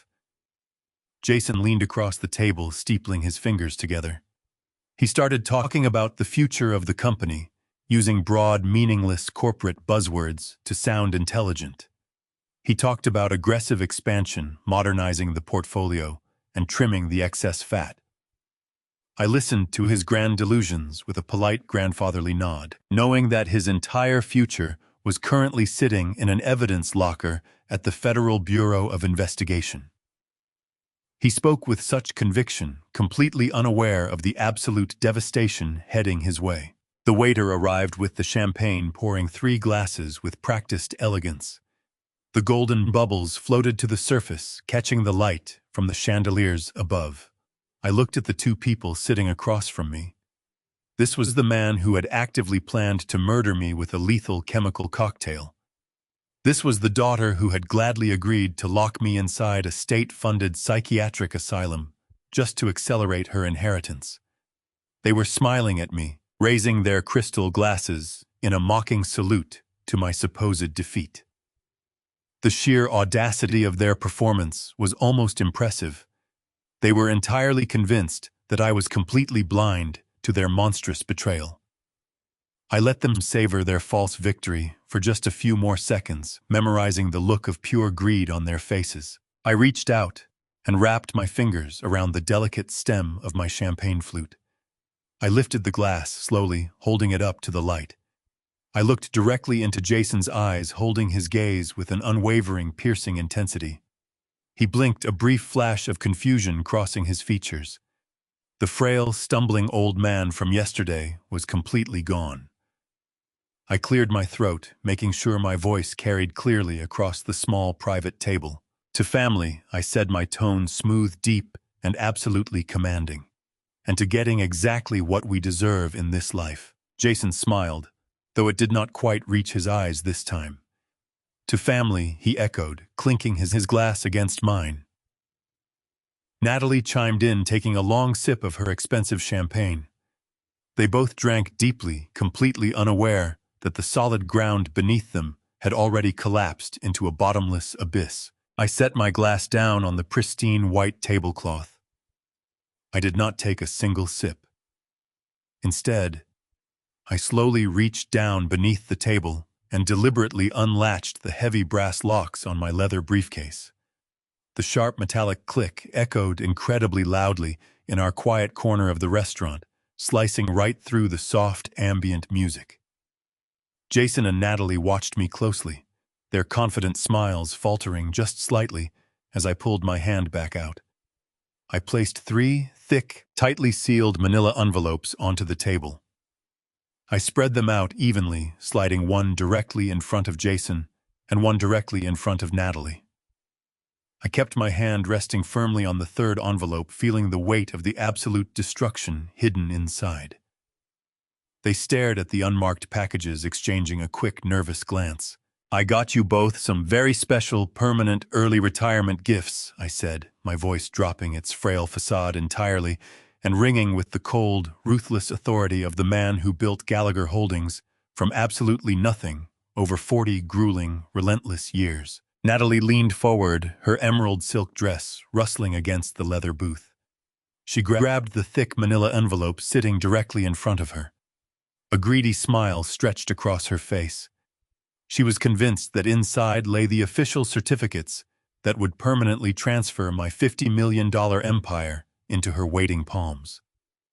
She tore it open and shook its contents onto the pristine white tablecloth. There were no banking authorizations and no golden tickets to a life of luxury. Instead, a stack of high-resolution surveillance photographs slid out, fanning across the table. The first photograph was an undeniable image of her husband. Jason was stepping out of his luxury sports car in the parking lot of a cheap motel on the fringes of the city limits. Natalie blinked, her greedy smile freezing. Her fingers trembled slightly as she pushed the first photograph aside to reveal the second one underneath. It clearly showed Jason holding hands with Rachel Bennett, the woman who had spent 6 months coordinating every detail of her dream wedding. They were smiling warmly at each other as they unlocked the motel room door. Natalie let out a sharp gasp, the sound catching painfully in her throat. Her face drained of all color, turning the shade of old ash. She stared at the glossy photographs, her eyes darting between the images of her husband and the wedding planner. Jason, who had been sitting across from us with a smug grin, suddenly realized the atmosphere at the table had violently shifted. He lowered his expensive champagne glass, his brow furrowing in deep confusion. He leaned over the table to see exactly what had captured his wife's horrified attention. The moment his eyes landed on the surveillance photographs, he literally choked on his drink. The champagne went down the wrong pipe, causing him to cough violently, his chest heaving as he grabbed a linen napkin to wipe his mouth. The polished facade of the brilliant tech entrepreneur shattered instantly. He looked up at me, pure panic replacing the arrogant contempt that had lived in his eyes. Jason desperately reached across the table, trying to cover the photographs with his large hands. "Natalie," he stammered, his voice cracking with sudden fear. "Natalie, please do not look at those. This is a complete misunderstanding. I can explain everything to you. It is just business. She was simply consulting on an investment project for me." Natalie did not even look at him. Her breathing grew shallow and rapid under the green silk of her expensive dress. She ignored his pathetic attempts to lie his way out of the corner. Instead, she reached back into the manila envelope and pulled out a secondary stack of papers. They were crisp, official financial documents. She laid them flat on the table, her eyes scanning the bold text printed at the top of the first page. It was a comprehensive bank statement from a highly secretive offshore financial institution located deep in the Cayman Islands. Natalie stared at the statement, her confusion mounting as she read the account holder information. The account was not registered to Jason. The account was officially registered under her own full name. She looked at the bottom line, seeing a massive pending incoming wire transfer for $20 million. It was the exact amount of money Jason had attempted to steal from my commercial credit line just hours ago. "What is this, Jason?" she whispered, her voice barely audible over the soft jazz in the background. "Why is my name on an offshore bank account in the Caribbean? Why is there a pending transfer for $20 million? Jason was completely paralyzed. The smooth-talking manipulator had finally run out of lies. He opened his mouth to speak, but absolutely no words came out. He simply stared at the offshore statements, realizing that I had completely dismantled his entire hidden infrastructure. But the absolute worst was yet to come. I reached across the table and tapped my index finger against the final pages of the document stack. "Read the next page, Natalie," I commanded softly. "Read exactly what your loving husband planned to do with that offshore account the moment the stolen funds officially cleared." Natalie flipped the bank statement over her hands, shaking so violently that the paper rattled in the quiet air. The document underneath was a printed copy of the drafted unsent email I had extracted from Jason's encrypted laptop drive. Her eyes scanned the text, reading the crafted narrative Jason had prepared for the federal authorities. She read the forged internal memorandums. She read the fabricated timeline, outlining how she supposedly manipulated my cognitive decline to steal $50 million from my holding company. She read the detailed instructions Jason had written to anonymously tip off the Financial Crimes Division of the Federal Bureau of Investigation, directing them to look explicitly at the Cayman Islands account bearing her signature. She read the undeniable truth. I sat back in my chair, folding my hands together, watching the devastating reality finally crash down upon the daughter who had gladly plotted to lock me away in a state-funded psychiatric asylum. I looked at Natalie, my expression completely devoid of any paternal warmth or forgiveness. "I was not just cheating on you, sweetheart," I said, my voice cutting through the tension at the table like a sharpened steel blade. "He set you up to take the fall for a $20 million federal wire fraud. He was going to drain that offshore account into untraceable digital wallets, hand that fabricated evidence package to the federal authorities, and let you rot in a maximum security penitentiary for 20 years while he escaped to Europe with the woman who baked your wedding cake." The silence that followed my words was absolute, ringing in my ears with a heavy, deafening pressure.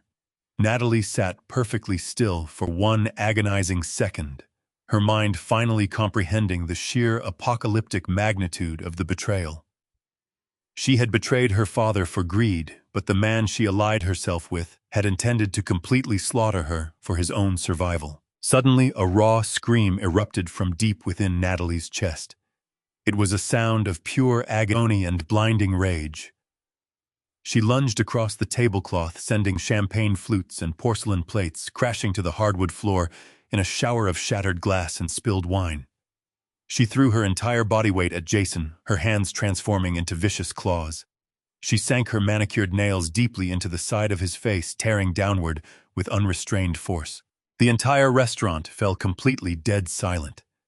The background music seemed to fade away as wealthy patrons stopped mid-bite, turning to stare in absolute shock at the chaos erupting in our private corner booth. Jason shouted in pain, frantically grabbing her wrists as he struggled to push her off him. He shoved her backward with brute force, sending her crashing back into the leather booth. Jason fell back into his seat, panting heavily, quickly bringing a linen napkin to his cheek to wipe away the bright red blood welling up from the deep scratches she had carved into his skin. The charismatic mask he wore for 2 years was now gone. Jason sat there for a long moment, the pristine white napkin slowly turning crimson against his cheek. He breathed heavily, the sound ragged and uneven in the quiet dining room. But then something shifted. The panic that had gripped him just seconds before began to evaporate, replaced by a dark, twisted amusement. A low, wicked chuckle started deep in his chest. The chuckle grew louder, vibrating with pure malice until he was openly laughing at us. He pulled the bloody linen away from his face and tossed it carelessly onto the table. He reached up and adjusted his silk tie, straightening the lapels of his expensive, bespoke suit. His posture transformed instantly. He was no longer the cornered animal. He believed he was still the apex predator. He looked at Natalie, who was sobbing uncontrollably into her hands, and then he turned his cold, dead eyes back to me. "You really think any of this matters, old man?" Jason sneered, his voice dripping with absolute venom. "You think throwing a few pictures on a table and exposing my offshore accounts is going to change the outcome of today? You are far too late. You are hours too late. I woke up this morning, and I used the very authority you handed me to bypass your entire financial security system. I already initiated the wire transfer. $20 million of your commercial credit line has already left your pathetic holding company. The money is entirely out of your reach, and there is absolutely nothing you or your hysterical daughter can do to stop me. I am walking out of those heavy glass doors right now, and I am leaving you both with nothing but a worthless pile of shattered memories." I did not raise my voice. I did not flinch at his threats. I simply sat perfectly still in the plush leather booth, watching him gloat over a victory that did not actually exist. I slowly reached out and picked up my crystal glass of sparkling water. The condensation was cold against my fingertips. I brought the rim to my lips and took a long, deliberate sip, letting the silence stretch out between us. The sheer contrast between his frantic, manic energy and my absolute, unshakable stillness seemed to unnerve him. His wicked smile faltered for just a fraction of a second. I set the glass back down onto the pristine tablecloth, placing it down with a soft, definitive thud. "You are talking about the $20 million wire transfer you initiated at exactly 9 o'clock this morning," I said, my voice smooth and dangerously calm. "The transfer you routed through a dozen international clearinghouses, attempting to deposit the stolen funds directly into the Cayman Islands account, registered under Natalie's name. You thought you were so incredibly clever, Jason. You thought you could click a few buttons and magically erase 40 years of my hard work while sitting in the comfort of your home office." I leaned back against the leather booth, folding my hands together in my lap. "You really should have paid closer attention to the banking protocols, Jason." I continued, letting every single word land with the heavy, crushing impact of a falling anvil. "You see, that $20 million wire transfer never actually left the city of Chicago. It was flagged, intercepted, and permanently frozen by the Financial Crimes Division of the Federal Bureau of Investigation exactly 3 hours ago." Jason froze. The triumphant sneer melted off his face, replaced by a look of sheer, unadulterated horror. He opened his mouth to speak, but no sound came out. "I reported the fraudulent trust document you forged over a week ago." I explained, my tone completely devoid of mercy. "I sat down with the chief executive officer of the bank and the federal authorities. We monitored your digital footprint every single second of every single day. We watched you log into the corporate portal this morning. We let you initiate the transfer so the feds would have absolute, undeniable proof of your massive wire fraud. You did not steal $20 million today, Jason. You simply provided the federal government with the exact digital evidence they needed to lock you inside a maximum security penitentiary for the rest of your natural life. The blood completely drained from his face, leaving him looking like a terrified ghost. His hands began to shake violently. He frantically reached into the inner pocket of his tailored jacket and pulled out his expensive smartphone. His fingers fumbled clumsily against the illuminated screen as he desperately tried to open his secure offshore banking application. He typed in his complex passwords, his breath coming in short, erratic gasps, sweat beading on his forehead. I watched the exact moment his entire reality fractured into a million irreparable pieces.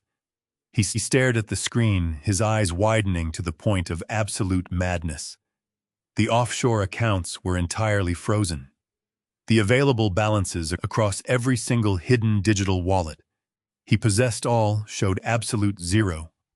The massive fortune he had spent 6 grueling months plotting to steal the money he desperately needed to save his own life had vanished into thin air overnight. I was completely broke, utterly exposed and trapped inside a web of his own arrogant creation. He dropped his phone onto the table. The device landed with a dull, hollow clatter next to the photographs of his infidelity. He looked at me, his chest heaving, his mind completely incapable of processing the monumental scale of his defeat. But I was not finished. The financial trap I had built for him had 2 distinct layers, and he had only just discovered the first one. I leaned forward, closing the physical distance between us until I was staring directly into his wide, terrified eyes. I lowered my voice to a harsh, unforgiving whisper, ensuring that he heard every single syllable of his ultimate doom. "Oh, and by the way, Jason," I said, a dark, satisfying smile finally touching the corners of my mouth. "You really should have read the fine print when you swapped that page in the family trust. You thought you were taking control of a $50 million real estate empire. But what you did not know is that I triggered a corporate dissolution clause 3 days ago. I completely emptied Gallagher Holdings. I transferred every building, every lease, and every cent of liquid cash into a blind trust you cannot touch. Gallagher Holdings has absolutely no assets left. It is a completely hollow shell." Jason stopped breathing. He stared at me, his mind racing to comprehend the trap. "But it does have debt." I continued twisting the metaphorical knife deep into his ribs. "Before I handed you the keys, I legally merged a bankrupt subsidiary directly into the holding company. Gallagher Holdings currently carries exactly $15 million in highly toxic, failing commercial debt. And since you secretly altered the trust documents to make yourself the sole irrevocable managing trustee, taking absolute legal responsibility for the entire corporation, that debt is now entirely yours. You are personally on the hook for every single penny of it. And I am quite certain your violent private lenders in Las Vegas are going to love hearing about that. Those men do not care about your fabricated tech startups or your expensive suits. They only care about the money you owe them. And now that they know you are legally bound to a $15 million corporate anchor with absolutely no way to pay them back, there is nowhere on this earth where you will be able to hide from them. You truly tried to destroy my family, Jason. But in the end, you only managed to completely and utterly destroy yourself." Jason stared at me, the crushing weight of his failure settling over him. He looked down at the manila envelopes, the photographs of his infidelity, and the bank statements that proved his ruin. His chest rose and fell in rapid jerks. The realization that he was personally anchored to $15 million of inescapable debt severed whatever thin thread of rationality he had left. The polished tech entrepreneur completely vanished. In his place sat a cornered animal. He knew the violent men in Las Vegas would not care about excuses.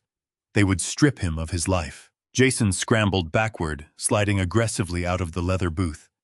He bumped the mahogany table, sending an empty water glass tumbling to the hardwood floor where it shattered. "I have to go," he stammered, his eyes darting toward the heavy glass doors at the front of the restaurant. "I have to leave right now. You cannot do this to me, William. You cannot leave me with this debt. I will fix it all." He turned his back on us, preparing to sprint through the dining room and disappear into the rainy night. He thought he could outrun the catastrophic mess he had meticulously engineered. He thought leaving the restaurant would somehow erase the reality of the documents he signed. "Sit down, Jason," I commanded. My voice was not loud, but it carried a sharp, absolute authority that cut through his rising panic like a whip. "I am not finished with you yet. And trust me, you are going to want to hear the rest of this before you try to run." He froze midway through his escape. His shoulders slumped, and he slowly turned back to face the table, his eyes filled with a sickening mixture of terror and defeat. He hovered nervously near the edge of the booth, too afraid to walk away, but too terrified to sit down. I reached into the inner pocket of my tailored suit jacket. I pulled out a single neatly folded sheet of heavy paper. I did not toss it onto the table like the previous documents. I held it firmly in my hand, uncreasing the edges slowly to let the tension build in the quiet space. This was not a bank statement or a photograph of a cheap motel. This was the final, fatal nail in his coffin. I placed the paper gently onto the white tablecloth, directly over the image of him holding hands with his mistress. It was an official laboratory analysis report from a private toxicology clinic.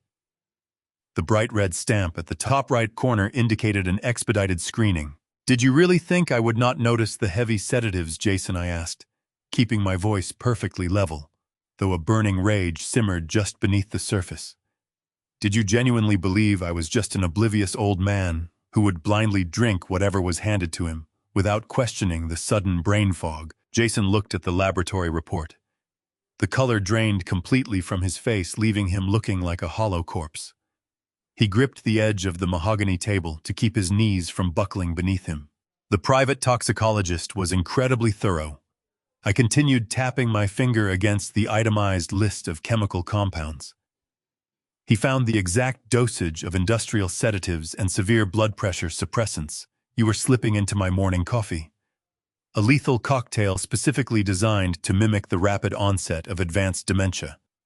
You were intentionally lowering my blood pressure to the point where my heart would inevitably struggle to pump oxygen to my brain. You were trying to induce a massive stroke, making it look like a natural death. Jason shook his head rapidly, opening his mouth to deny the accusation, but his vocal cords completely failed him. He knew he was caught. He knew the digital footprint of his life would easily connect him to the acquisition of those synthetic chemicals. "Attempted murder of a senior citizen is a Class X felony in this state, Jason," I told him, making sure he understood the severity of his current predicament. "You are not just looking at wire fraud and embezzlement anymore. You crossed a line that carries a mandatory minimum sentence of 25 years in prison." Natalie, who had been sitting frozen in her seat, with her hands covering her tear-stained face, slowly lowered her arms. She looked at the certified laboratory report resting on the table. Her eyes scanned the bold text detailing the lethal compounds. The reality of what she was reading took a few agonizing seconds to penetrate her mind. When the truth finally clicked into place, her entire body went rigid. Her face turned chalk white. "Poison." She whispered the word, escaping her lips as a fragile, horrified breath. She turned her head slowly, looking at the man she had promised to spend the rest of her life with. "You gave me poison to feed to my own father." Jason took a cautious step backward, raising his hands in a pathetic gesture of defense. "Natalie, please listen to me," he pleaded, his voice trembling violently. "It is a lie. He is making this up to destroy us. He fabricated that report to tear us apart." Natalie ignored his desperate lies. The pieces of the puzzle were rapidly snapping together in her mind. She remembered the small glass bottle he had handed her just 2 weeks ago. She remembered the gentle, caring tone he used when he told her it was meant to help my cardiovascular health. The sheer horror of what she had unknowingly participated in shattered whatever remained of her composure. "You told me those were heart vitamins!" she screamed, her voice tearing through the quiet restaurant and silencing the murmurs of the other patrons. "You looked me right in the eyes and told me those special drops were going to strengthen his heart. I made his coffee every single morning. I handed him that mug. You used me to slowly kill him." She grabbed her empty crystal champagne flute from the table and hurled it directly at Jason's chest. The glass bounced off his expensive suit and shattered into a dozen glittering pieces against the hardwood floor. "You are a monster," she sobbed, burying her face into her hands as she collapsed back into the leather booth, consumed by agonizing guilt. I watched my daughter break down, but I offered her no comfort. I did not reach out to hold her hand or tell her that everything would be fine. She had conspired with him to lock me in an asylum for her inheritance. She made her bed. Now she had to fully understand the terrifying monster she invited into my home. I nodded slowly, turning my attention back to my trembling son-in-law. "He used you as the murder weapon, Natalie." I explained, my voice cutting through her desperate sobbing. "He is a coward. He did not want to pull the trigger himself. If I died from a sudden stroke, and the authorities decided to investigate the cause of my death, your fingerprints would be the only ones found on the cups. He was going to let you take the fall for the murder, just like he was going to let you take the fall for the offshore embezzlement." Jason backed away from the table, his chest heaving, his eyes darting frantically toward the exit once again. He knew the performance was over. He knew the walls of his constructed reality were collapsing inward. Suddenly, the heavy glass doors at the front of the restaurant swung open violently, letting in a gust of cold, rainy wind. A group of stern-looking men in dark windbreakers walked purposefully right into the elegant dining room. The men moved with sharp military precision, their wet shoes squeaking slightly against the polished hardwood floor. The bold yellow letters printed across the backs of their dark jackets spelled out the three letters Jason had been desperately trying to outrun: FBI. Following closely behind the federal agents were two uniformed officers from the Chicago Police Department, their hands resting firmly on their utility belts, ready for any sudden movement. And walking right through the center of the formation, holding a thick waterproof briefcase, was my attorney, Michael Harrison. He looked around the hushed dining room, his eyes scanning the terrified faces of the patrons, until his gaze locked directly onto our private corner booth. Michael offered me a single grim nod of confirmation. The trap had not just closed, it had securely locked. The lead federal agent, a tall, broad-shouldered man with a completely impassive expression, stepped directly up to our table. He did not look at me. He did not look at my daughter, who was still trembling violently in her plush leather seat. He fixed his cold, unwavering gaze entirely on my son-in-law. "Jason Crawford," the agent said, his voice echoing loudly in the dead silence of the restaurant. "We have a federal warrant for your immediate arrest regarding multiple corporate crimes. Please step away from the table and keep your hands where I can see them." Jason looked like a man who had just been struck by a bolt of lightning. His mouth opened and closed, but his vocal cords had completely shut down. He looked frantically at the federal agents, then at the local police officers blocking the main exit, and finally at Michael, who stood there with an expression of absolute unyielding justice. The reality of his complete destruction finally shattered his paralyzed state. With a sudden, desperate burst of adrenaline, Jason shoved the heavy mahogany table forward, knocking the remaining silver flatware to the hardwood floor, and bolted blindly toward the kitchen swinging doors. He did not make it 3 steps. The federal agents reacted with brutal, terrifying efficiency. 2 of the men in windbreakers lunged forward, closing the short distance between them in a fraction of a second. They grabbed Jason by the shoulders of his bespoke navy suit, lifting him almost entirely off the ground, and slammed him violently face first against the decorative wooden paneling of the restaurant wall. The dull, heavy thud of the impact knocked the breath completely out of his lungs. Jason gasped, his legs kicking uselessly as the agents expertly pinned his arms securely behind his back, neutralizing his escape. The cold, heavy clink of steel handcuffs snapping tightly around his wrists echoed with absolute finality. "You have the right to remain silent," the tall lead agent recited loudly, his voice steady and completely devoid of emotion as he pressed Jason firmly against the wall. "Anything you say can and will be used against you in a court of law. You are being charged with multiple counts of federal wire fraud, corporate embezzlement, aggravated forgery, and the attempted murder of your father-in-law, William Gallagher. You have the right to an attorney. The moment the words attempted murder left the agent's lips, the last remaining shred of Jason's arrogant tech startup persona evaporated completely into thin air. The polished, charismatic visionary, who had sneered at me just 10 minutes ago, was entirely gone. In his place was a pathetic, terrified coward. Jason began to hyperventilate his chest, heaving against the wall, as hot tears streamed down his face, mixing horribly with the fresh blood from the deep scratches Natalie had carved into his cheek just minutes prior. Please, you have to listen to me, Jason sobbed, his voice cracking into a high-pitched, desperate whine. It was not my idea. It was Rachel. Rachel Bennett, the wedding planner. She set the offshore accounts up.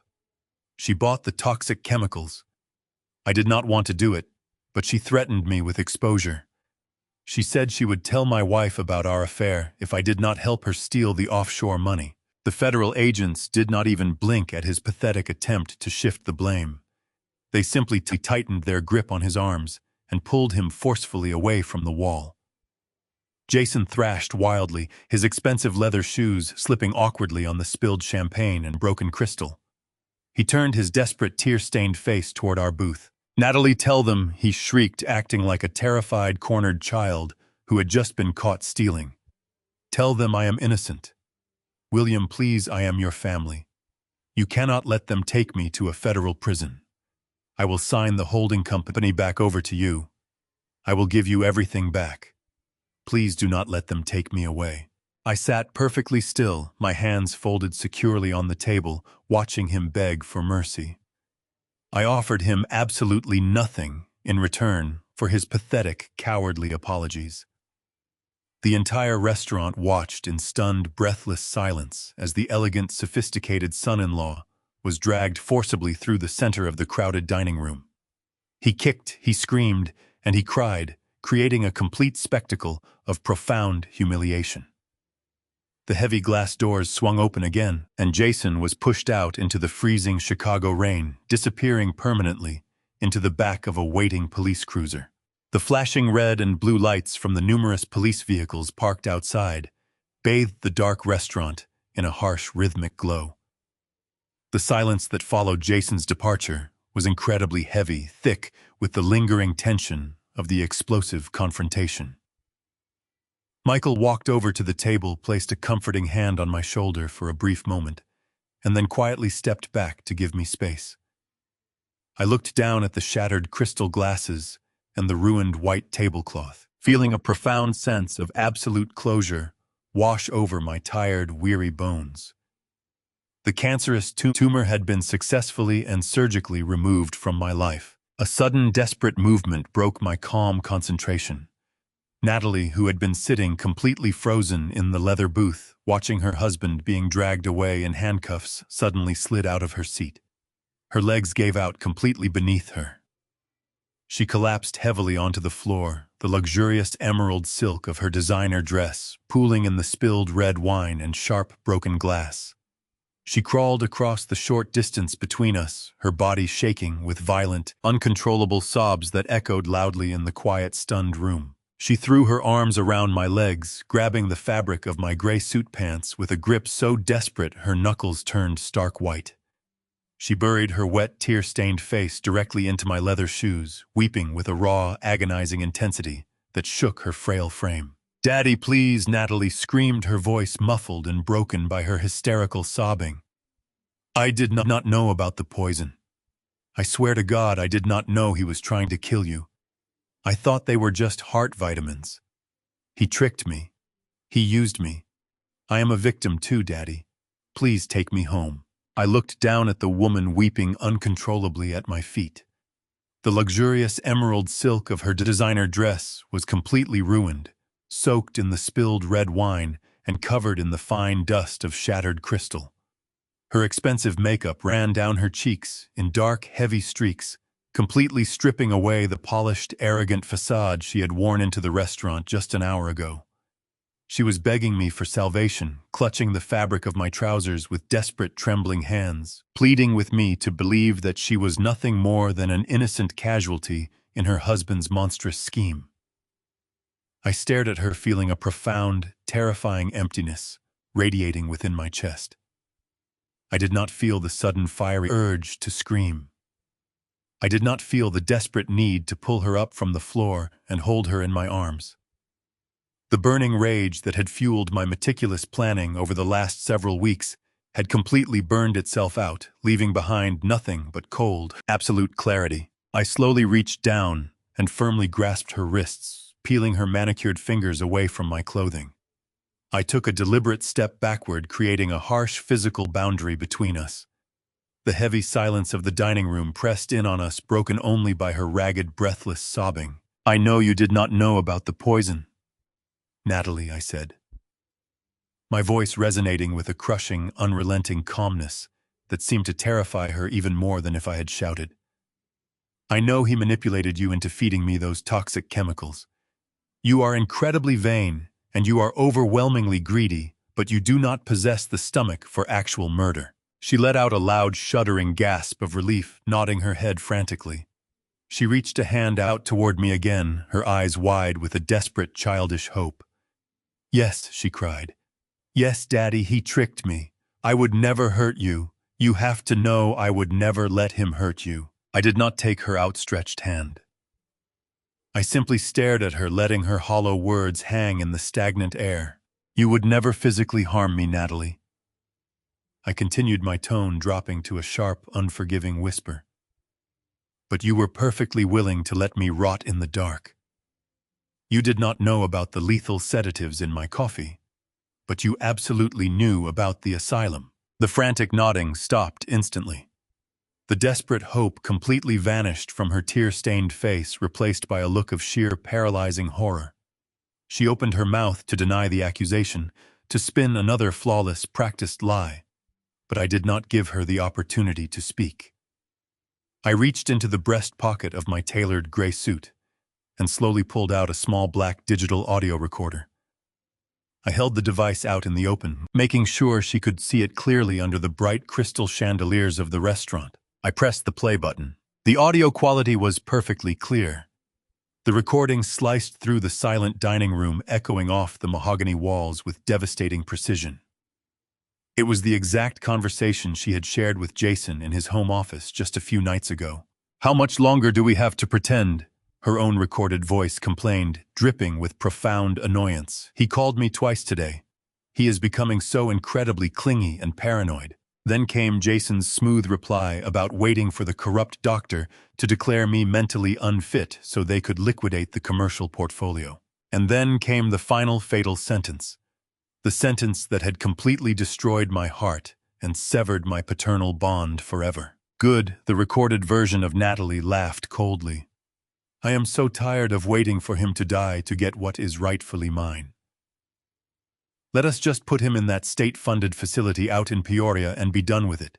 I pressed the stop button.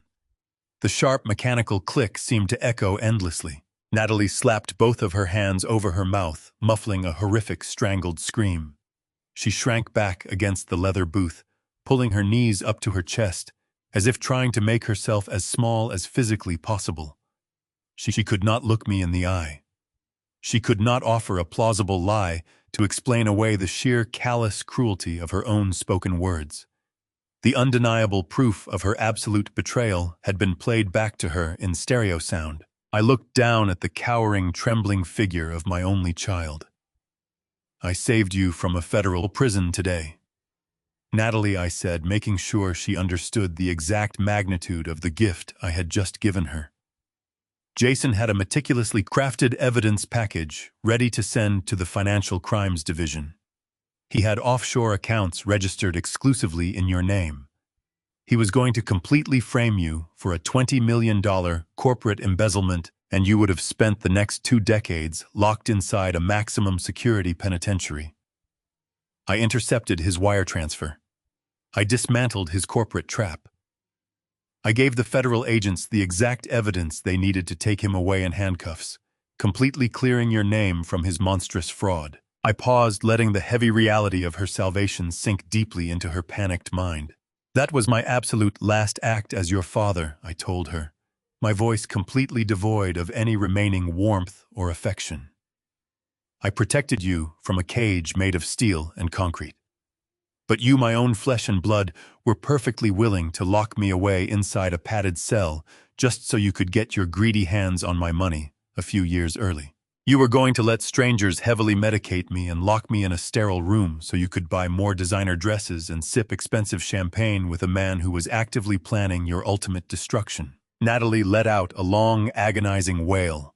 She threw herself forward, pressing her forehead against the cold, hardwood floor, sobbing so violently her entire body shook.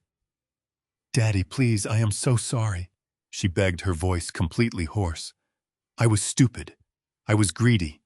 Please, I will do anything. I will go to therapy. I will take care of you. Please do not leave me alone. I have nothing left." "You are exactly right about that, Natalie," I said. "You have absolutely nothing left in this world. Effective immediately, I am cutting you off completely. No trust fund, no credit cards, no inheritance. I have removed your name from my will. You will not receive another cent of the fortune I spent 40 years building." She gasped for air, looking up at me with wide, terrified eyes. "But how am I supposed to live?" she cried out desperately. "What am I supposed to do?" I adjusted my suit jacket. "I am leaving you the deed to the mansion," I explained coldly. "The annual property tax is exactly $60,000. You will have to go out, get a real job, and actually work to pay for it." I turned my back on her and walked out the door. The heavy restaurant doors closed behind me, shutting out the sounds of my daughter weeping on the floor. I walked to my car under the pouring Chicago rain, the cold water washing over my face. I felt lighter than I had in years. 6 months have passed since that night. The justice system moves slowly for some, but when you hand federal prosecutors a perfectly tied bow of wire fraud, grand embezzlement, and attempted murder, the wheels spin with terrifying speed. Jason Crawford did not stand a chance. The polished tech entrepreneur with his bespoke suits and arrogant smile was utterly crushed under the weight of his own hubris. He tried to hire the best defense attorneys in the state, but without my corporate credit lines to drain, he could not afford their retainers. He was assigned an overworked public defender who advised him to take a plea deal. Jason refused, clinging to his delusions of grandeur. It was a fatal mistake. During the trial, Rachel Bennett, the woman he had planned to run away to Paris, with turned state evidence against him, to avoid her own jail time, the wedding planner handed over every single encrypted text message, every receipt for the toxic chemicals, and every detail of his offshore banking scheme. The jury deliberated for less than 2 hours. The judge sentenced Jason to 25 years in federal prison without the possibility of parole. But the legal system was the least of his worries. The violent private lenders he had borrowed $12 million from in Las Vegas did not forgive or forget. The moment the news of his arrest broke, they moved in like vultures. They legally seized whatever personal assets he had managed to hide, liquidating his luxury sports cars, his expensive watches, and his offshore safety nets. He is going to spend the next 2 decades looking over his shoulder in a federal penitentiary, knowing that the men he owes money to have an incredibly long reach. As for the daughter, I gave everything to her descent into reality was swift and utterly merciless. I kept my word. I left Natalie the deed to the magnificent $4 million mansion, but I completely severed every single financial safety net she had ever relied upon. Her trust funds were permanently dissolved. Her premium credit cards were abruptly canceled. Her limitless allowance vanished overnight. She was left alone in a massive, echoing stone fortress, suddenly forced to face the real world without her father standing between her and consequence. It did not take long for the financial gravity to crush her.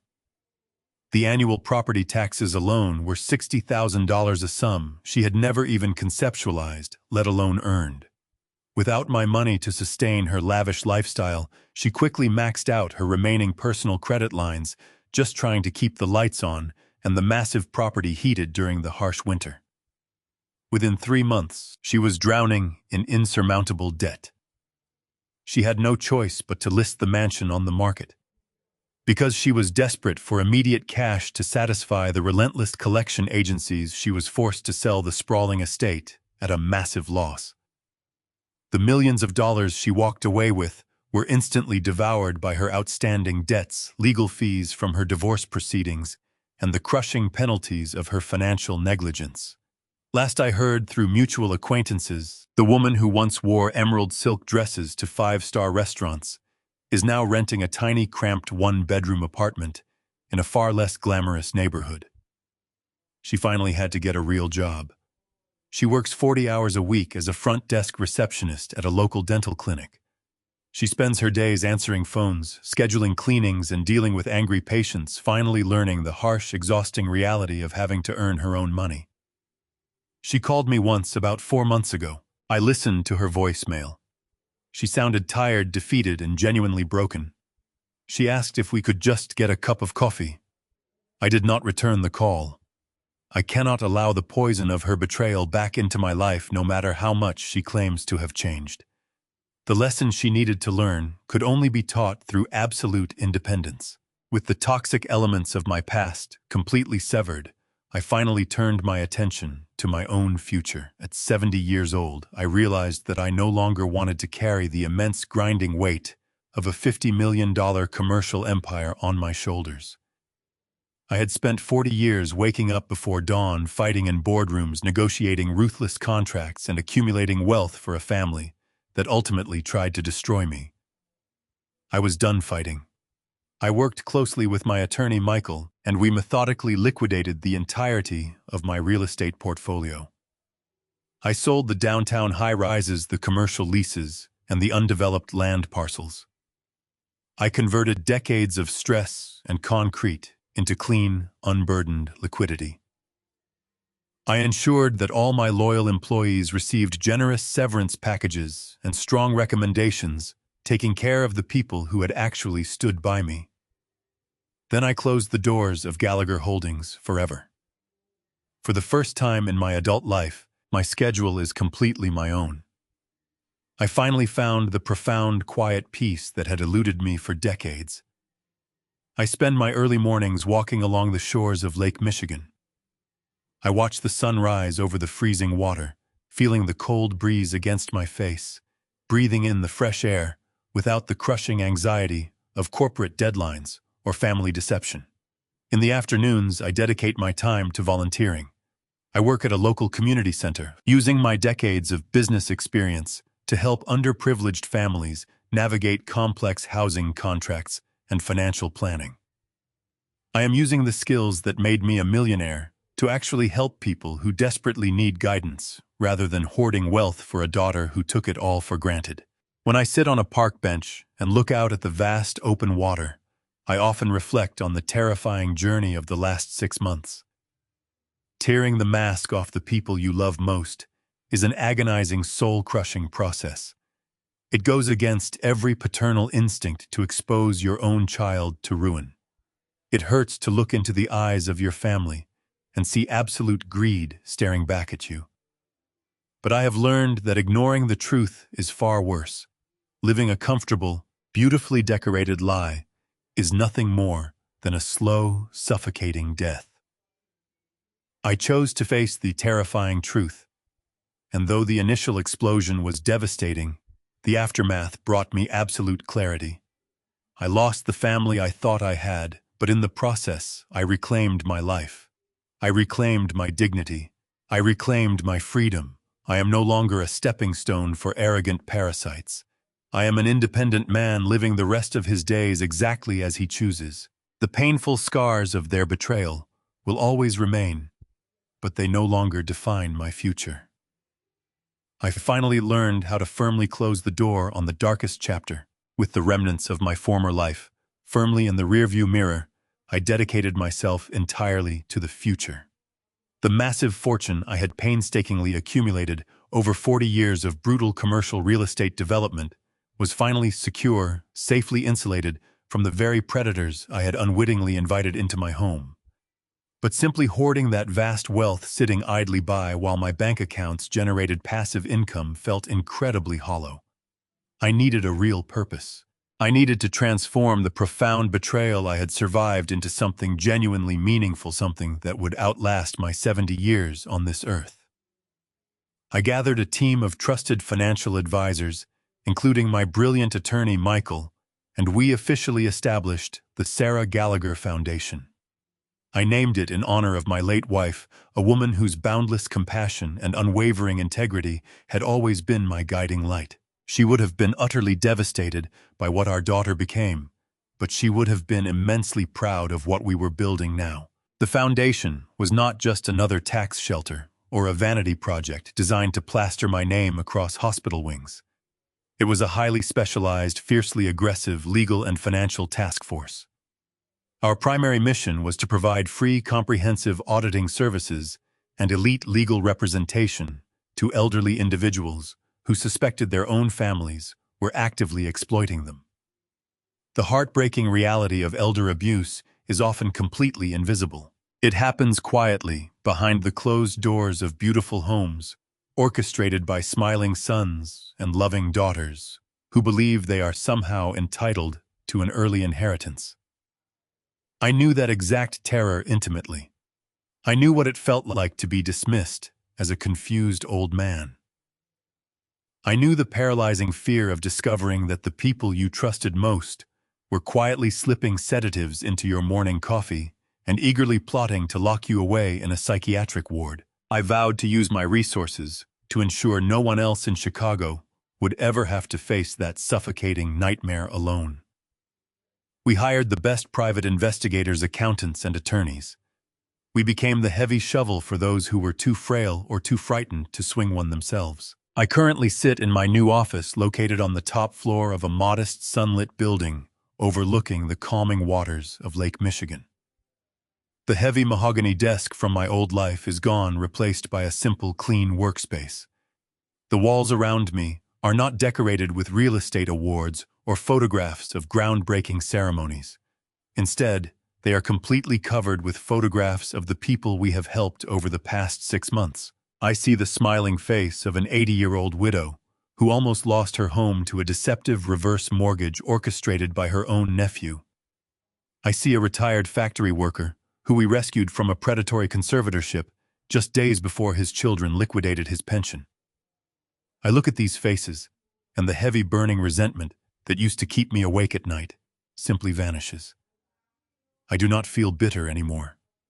I do not carry the agonizing weight of Jason's betrayal or Natalie's cruel deception. I feel a profound, incredibly deep sense of purpose. For the first time in a long time, I sleep peacefully through the night, waking up each morning with a clear mind and a full heart. The healing process was undeniably painful, demanding a complete reevaluation of everything I believed about love and duty. When you are a father, your natural instinct is to shield your child from the harsh realities of the world. You work tirelessly to build a fortress around them, hoping to spare them the brutal struggles you endured. But I have come to realize a devastating truth. Sometimes the hardest thing a father has to do is not providing for his children. The absolute hardest thing is stepping back. Lowering your hands and letting them fall so they can finally understand the crushing weight of their own actions. I spent 20 years catching Natalie every single time she stumbled. I bought her way out of trouble, paved her road with gold, and insulated her from every possible consequence. In doing so, I created a person completely devoid of empathy or resilience. By stripping away her safety net, I finally gave her the one thing she desperately needed: a harsh, uncompromising dose of reality. I do not know if she will ever truly change.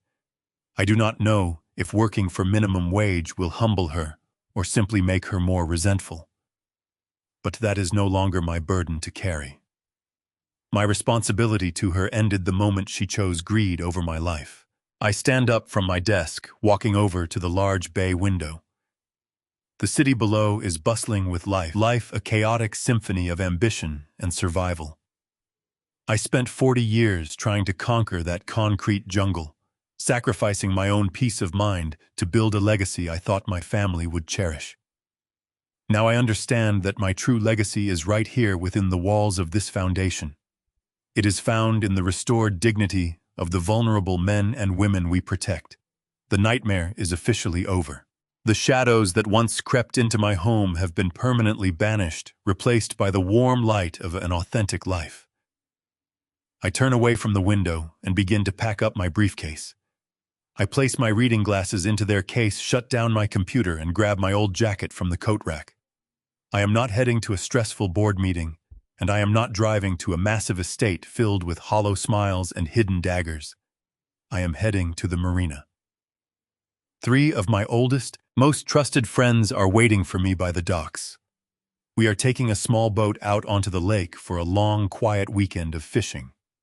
There will be no talk of stock portfolios, no corporate negotiations, and no family drama.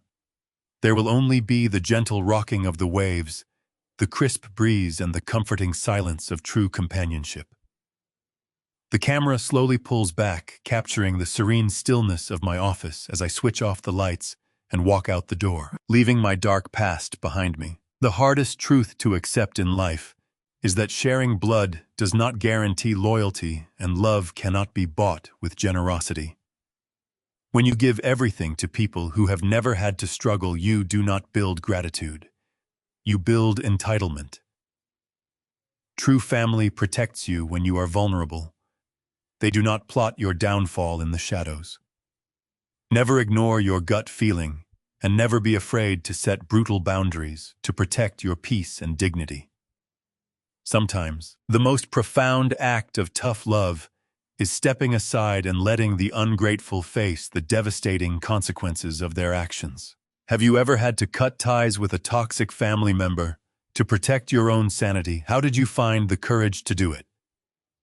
Share your story in the comments below. Do not forget to like this video and subscribe to the channel for more powerful life stories.